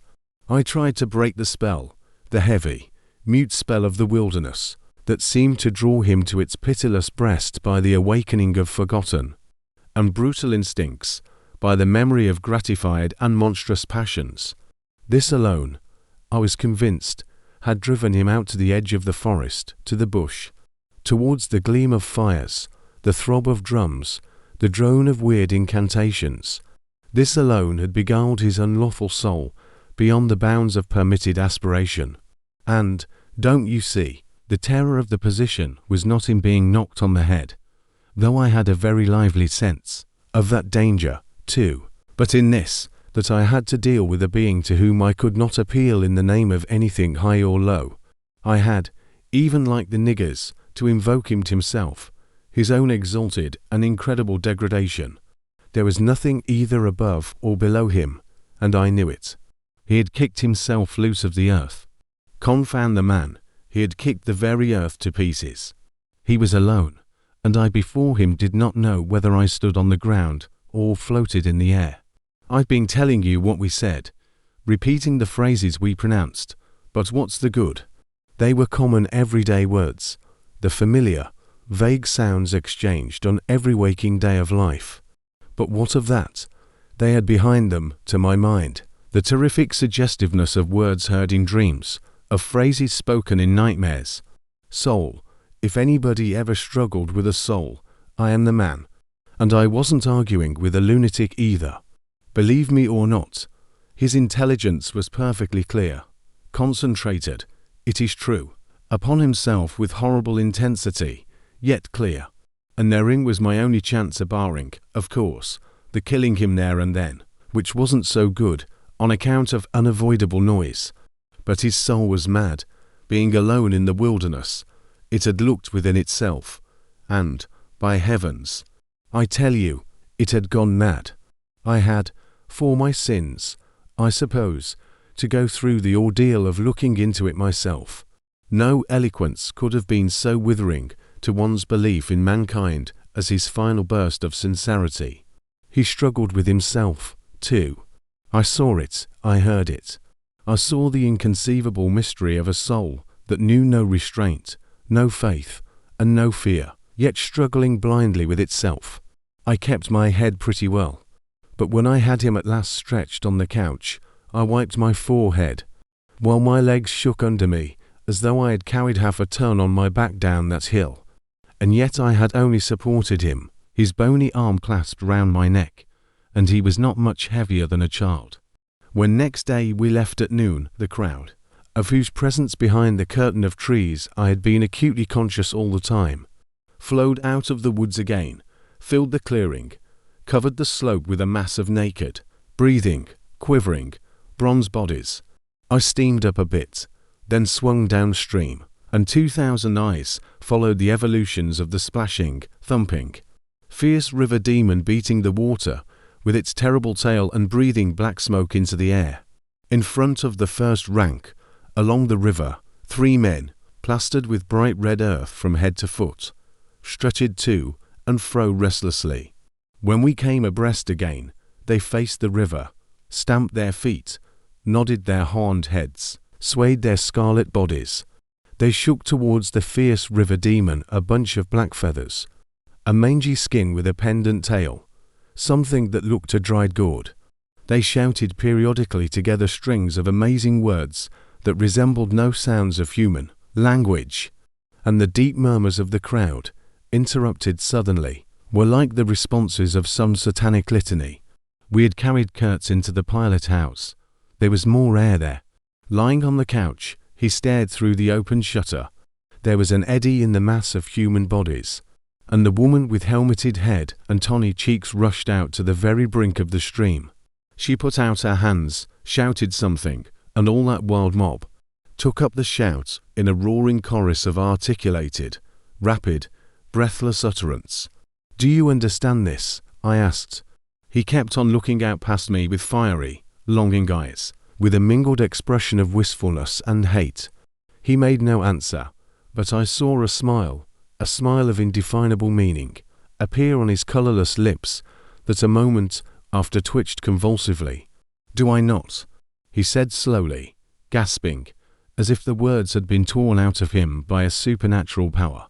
I pulled the string of the whistle, and I did this because I saw the pilgrims on deck, getting out their rifles with an air of anticipating a jolly lark. At the sudden screech, there was a movement of abject terror through that wedged mass of bodies. Don't you frighten them away," cried someone on deck disconsolately. I pulled the string time after time.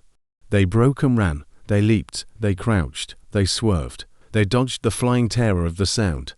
The 3 red chaps had fallen flat, face down on the shore, as though they had been shot dead.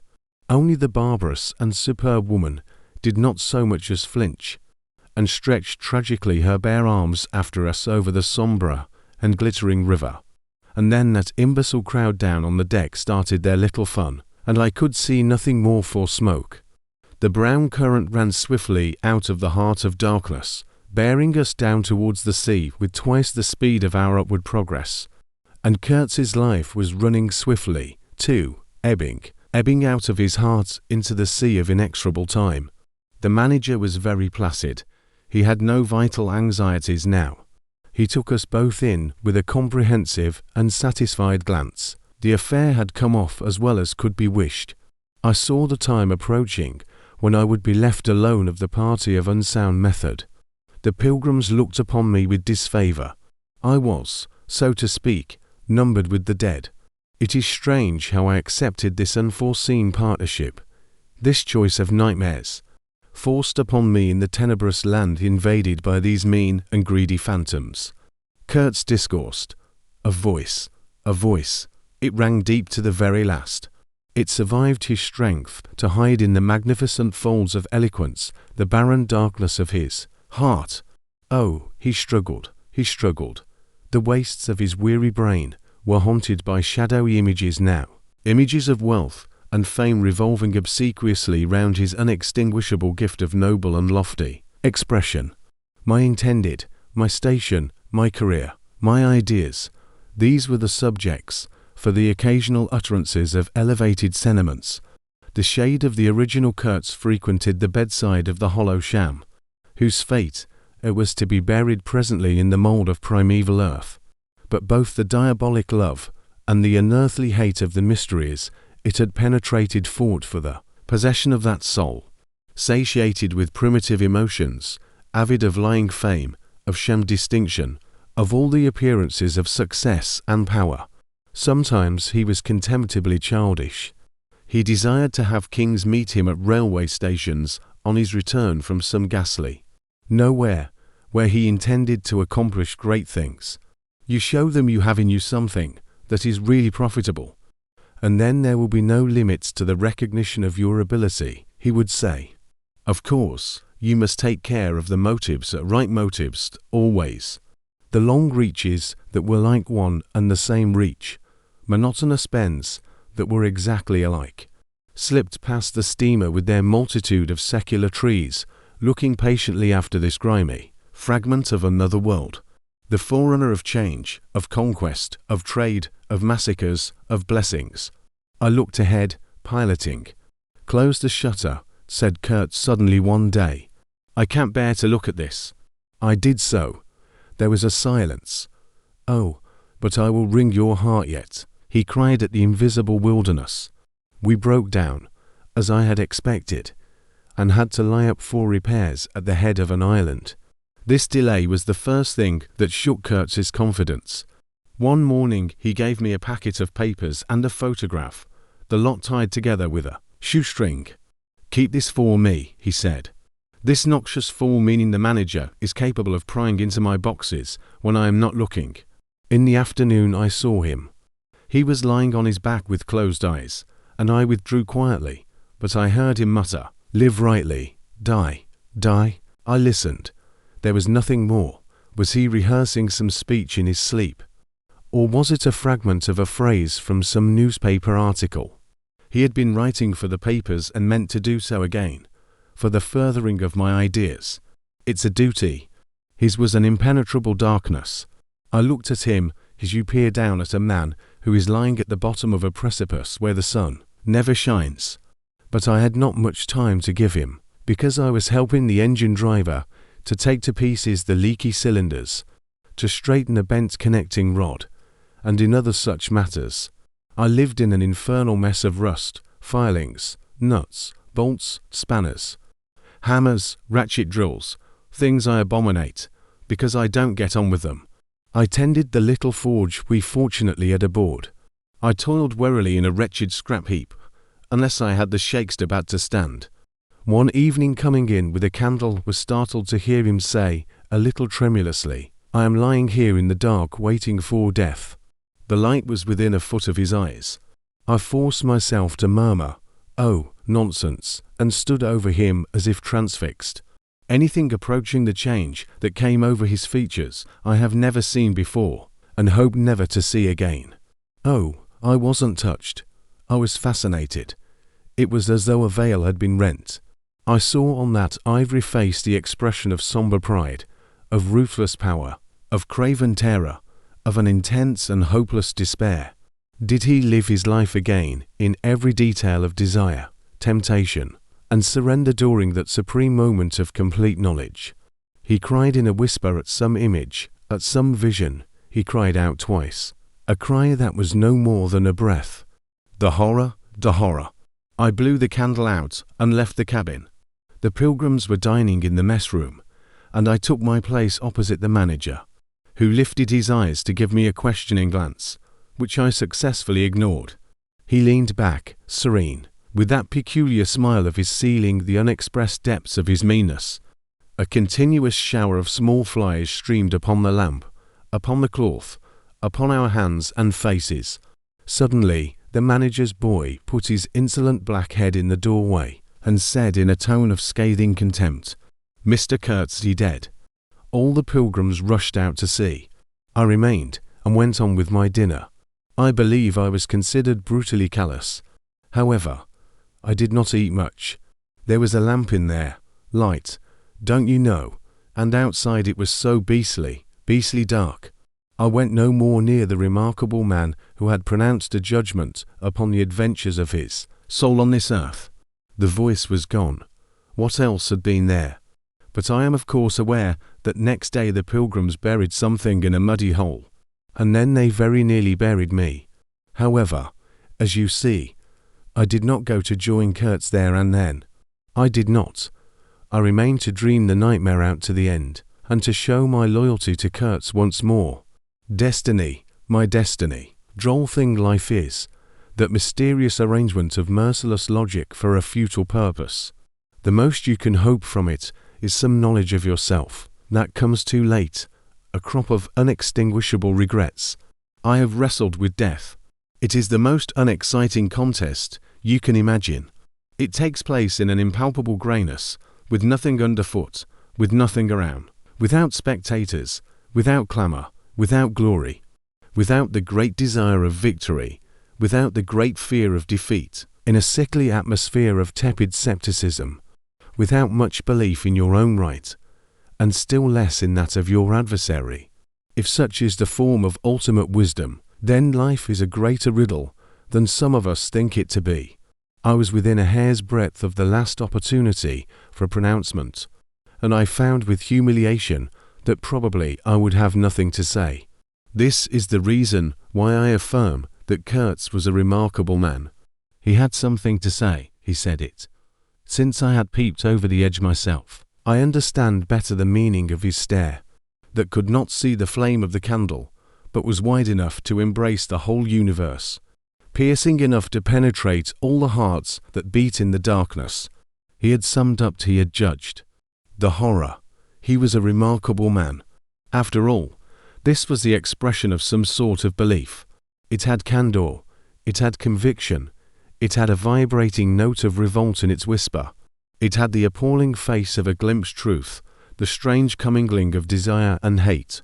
And it is not my own extremity I remember best, a vision of greyness without form, filled with physical pain, and a careless contempt for the evanescence of all things, even of this pain itself. No, it is his extremity that I seem to have lived through. True, he had made that last stride. He had stepped over the edge, while I had been permitted to draw back my hesitating foot. And perhaps in this is the whole difference. Perhaps all the wisdom, and all truth, and all sincerity are just compressed into that inappreciable moment of time in which we step over the threshold of the invisible. Perhaps, I like to think my summing up would not have been a word of careless contempt. Better his cry, much better. It was an affirmation, a moral victory paid for by innumerable defeats, by abominable terrors, by abominable satisfactions. But it was a victory. That is why I have remained loyal to Kurtz to the last, and even beyond, when a long time after I heard once more, not his own voice, but the echo of his magnificent eloquence thrown to me from a soul as translucently pure as a cliff of crystal. No, they did not bury me, though there is a period of time which I remember mistily, with a shuddering wonder, like a passage through some inconceivable world that had no hope in it and no desire. I found myself back in the sepulchral city, resenting the sight of people, hurrying through the streets to filch a little money from each other, to devour their infamous cookery, to gulp their unwholesome beer, to dream their insignificant and silly dreams. They trespassed upon my thoughts. They were intruders whose knowledge of life was to me an irritating pretense, because I felt so sure they could not possibly know the things I knew.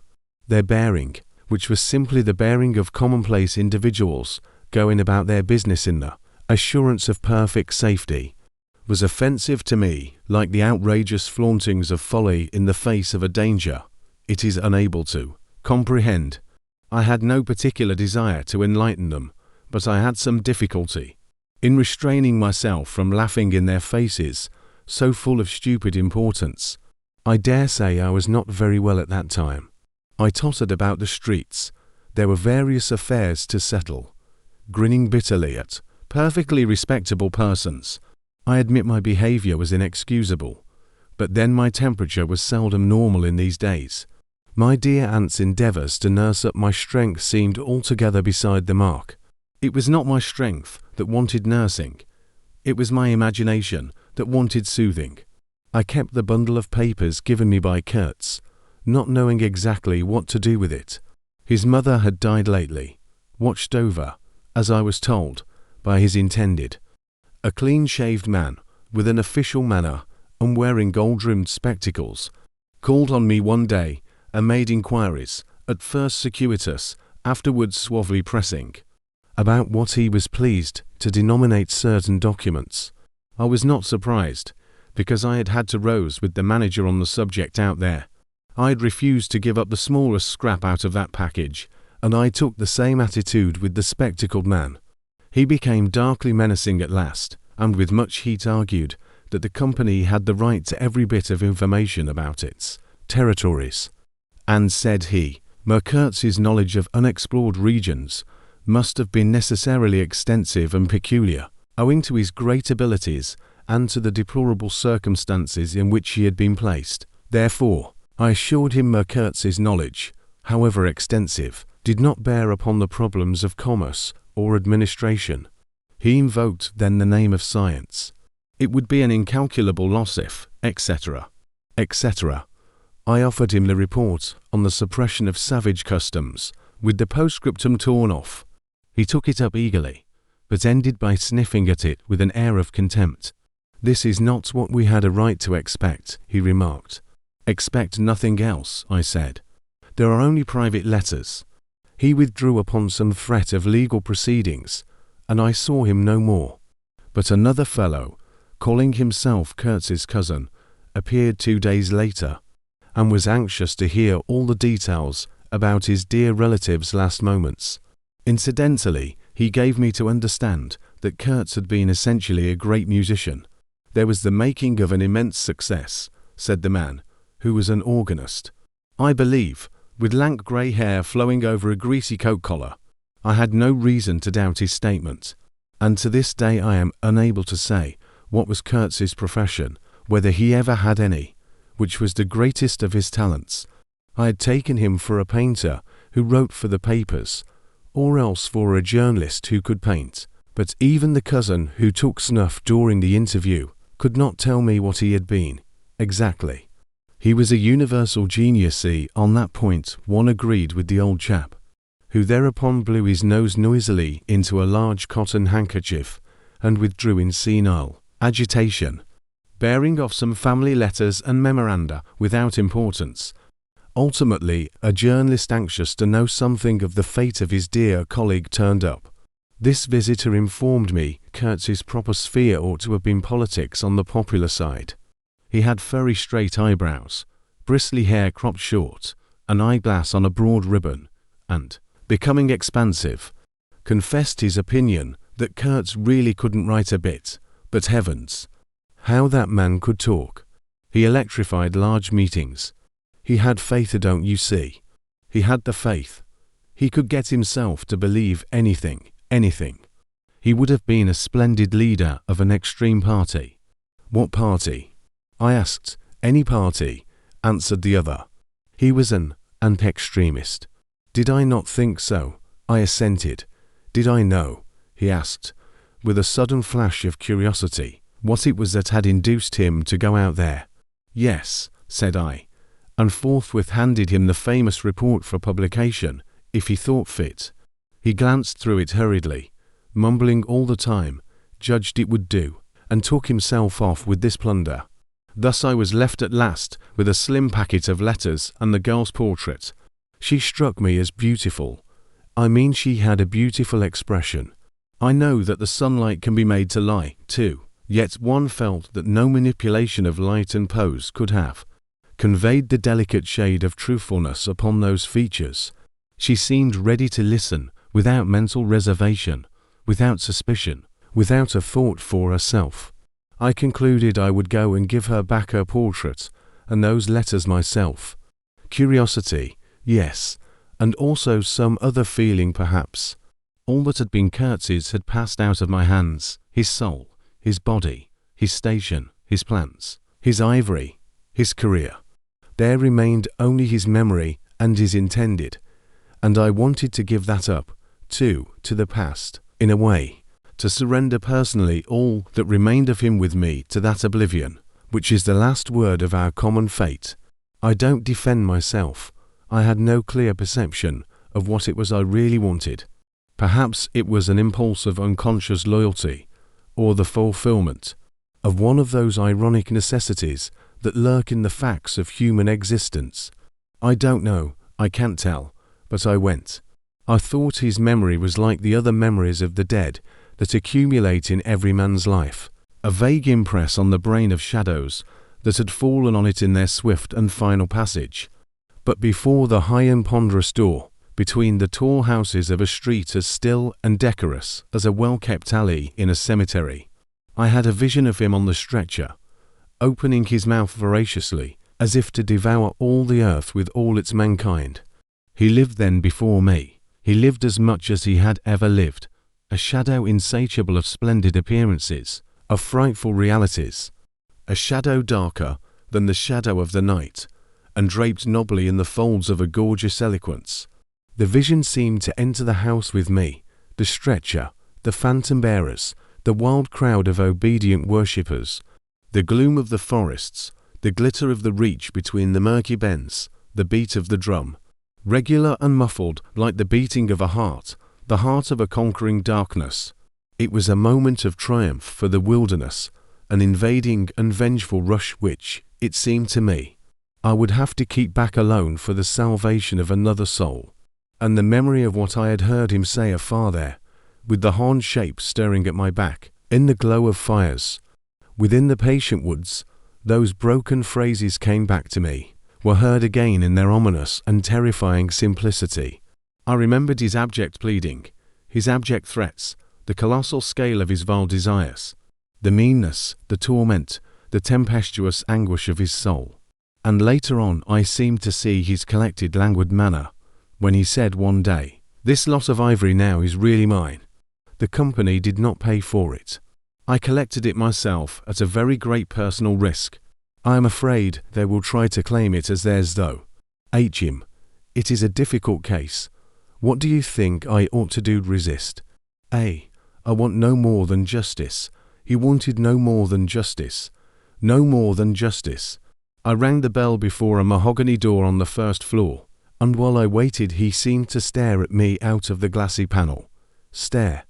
With that wide and immense stare embracing, condemning, loathing all the universe. I seemed to hear the whispered cry, the horror. The horror. The dusk was falling. I had to wait in a lofty drawing room with 3 long windows from floor to ceiling that were like 3 luminous and bedraped columns. The bent gilt legs and backs of the furniture shone in indistinct curves. The tall marble fireplace had a cold and monumental whiteness. A grand piano stood massively in a corner, with dark gleams on the flat surfaces, like a sombre and polished sarcophagus. A high door opened, closed. I rose. She came forward, all in black, with a pale head, floating towards me in the dusk. She was in mourning. It was more than a year since his death, more than a year since the news came. She seemed as though she would remember and mourn forever. She took both my hands in hers and murmured, "I had heard you were coming." I noticed she was not very young. I mean not girlish. She had a mature capacity for fidelity, for belief, for suffering. The room seemed to have grown darker, as if all the sad light of the cloudy evening had taken refuge on her forehead. This fair hair, this pale visage, this pure brow, seemed surrounded by an ashy halo, from which the dark eyes looked out at me. Their glance was guileless, profound, confident, and trustful. She carried her sorrowful head as though she were proud of that sorrow, as though she would say, I alone know how to mourn for him as he deserves." But while we were still shaking hands, such a look of awful desolation came upon her face that I perceived she was one of those creatures that are not the playthings of time. For her he had died only yesterday, and, by Jove, the impression was so powerful that for me, too, he seemed to have died only yesterday, nay, this very minute. I saw her and him in the same instant of time, his death and her sorrow. I saw her sorrow in the very moment of his death. Do you understand? I saw them together. I heard them together. She had said, with a deep catch of the breath, "I have survived," while my strained ears seemed to hear distinctly, mingled with her tone of despairing regret, the summing up whisper of his eternal condemnation. I asked myself what I was doing there, with a sensation of panic in my heart, as though I had blundered into a place of cruel and absurd mysteries not fit for a human being to behold. She motioned me to a chair. We sat down. I laid the packet gently on the little table, and she put her hand over it. "You knew him well," she murmured, after a moment of mourning silence. "Intimacy grows quickly out there," I said. "I knew him as well as it is possible for one man to know another." "And you admired him," she said. "It was impossible to know him and not to admire him. Was it? He was a remarkable man, I said, unsteadily. Then before the appealing fixity of her gaze, that seemed to watch for more words on my lips, I went on. It was impossible not to. Love him, she finished eagerly, silencing me into an appalled dumbness. How true, how true. But when you think that no one knew him so well as I had all his noble confidence. I knew him best. You knew him best, I repeated. And perhaps she did, but with every word spoken the room was growing darker, and only her forehead, smooth and white, remained illumined by the inextinguishable light of belief and love. You were his friend, she went on. His friend, she repeated, a little louder. You must have been, if he had given you this, and sent you to me. I feel I can speak to you, and oh, I must speak. I want you, you who have heard his last words, to know I have been worthy of him. It is not pride. Yes, I am proud to know I understood him better than anyone on earth. He told me so himself. And since his mother died I have had no one. Two. I listened. The darkness deepened. I was not even sure whether he had given me the right bundle. I rather suspect he wanted me to take care of another batch of his papers which, after his death, I saw the manager examining under the lamp, and the girl talked, easing her pain in the certitude of my sympathy. She talked as thirsty men drink. I had heard that her engagement with Kurtz had been disapproved by her people. He wasn't rich enough or something.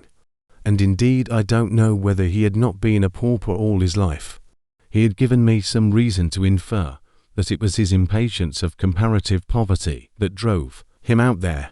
Who was not his friend who had heard him speak once? She was saying, he drew men towards him by what was best in them. She looked at me with intensity. It is the gift of the great, she went on, and the sound of her low voice seemed to have the accompaniment of all the other sounds, full of mystery, desolation, and sorrow I had ever heard, the ripple of the river, the soughing of the trees swayed by the wind, the murmurs of the crowds, the faint ring of incomprehensible words cried from afar, the whisper of a voice speaking from beyond the threshold of an eternal darkness. But you have heard him. You know, she cried.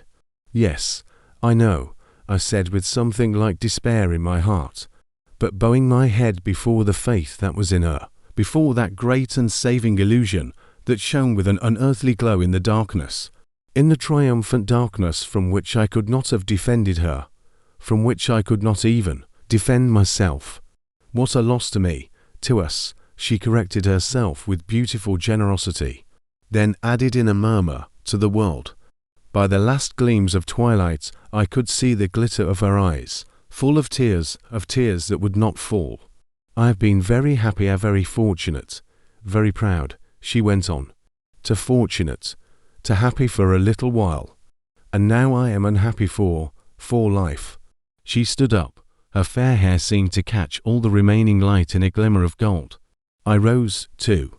And of all this, she went on mournfully, of all his promise, and of all his greatness, of his generous mind, of his noble heart, nothing remains or nothing but a memory. You and I?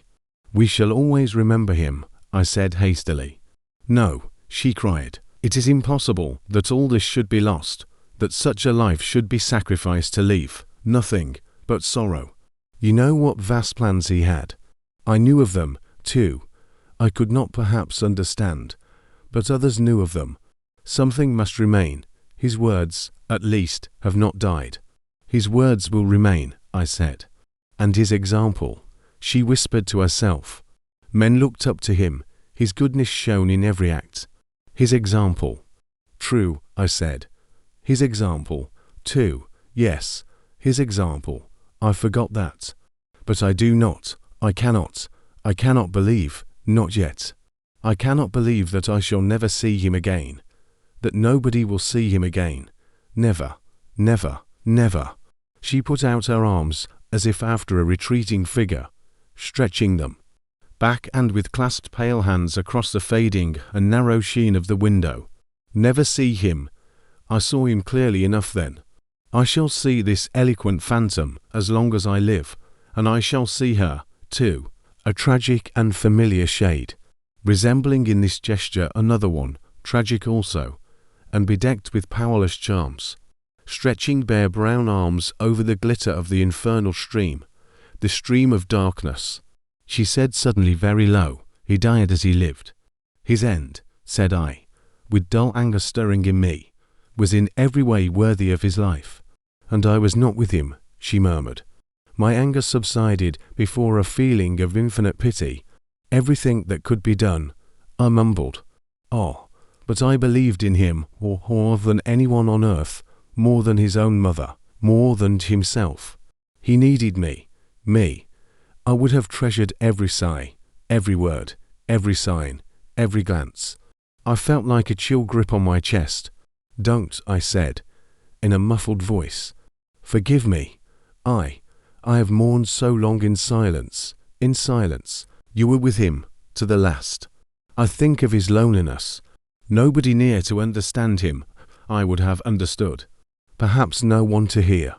To the very end," I said, shakily. I heard his very last words. I stopped in a fright. "Repeat them," she murmured in a heartbroken tone. I want something, too, to live with." I was on the point of crying at her. "Don't you hear them?" The dusk was repeating them in a persistent whisper all around us, in a whisper that seemed to swell menacingly like the first whisper of a rising wind. The horror. His last word. "To live with," she insisted. "Don't you understand? I loved him. I pulled myself together and spoke slowly. The last word he pronounced was, "Your name."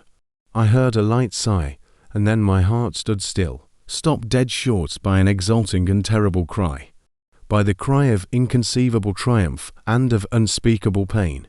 I knew it. I was sure. She knew. She was sure. I heard her weeping. She had hidden her face in her hands. It seemed to me that the house would collapse before I could escape, that the heavens would fall upon my head. But nothing happened.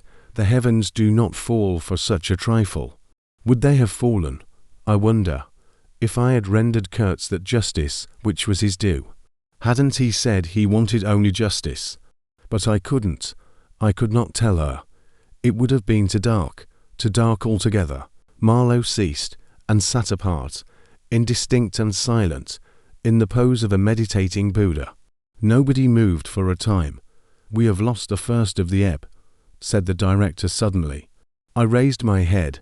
The offing was barred by a black bank of clouds, and the tranquil waterway leading to the uttermost ends of the earth, flowed sombre under an overcast sky, seemed to lead into the heart of an immense darkness.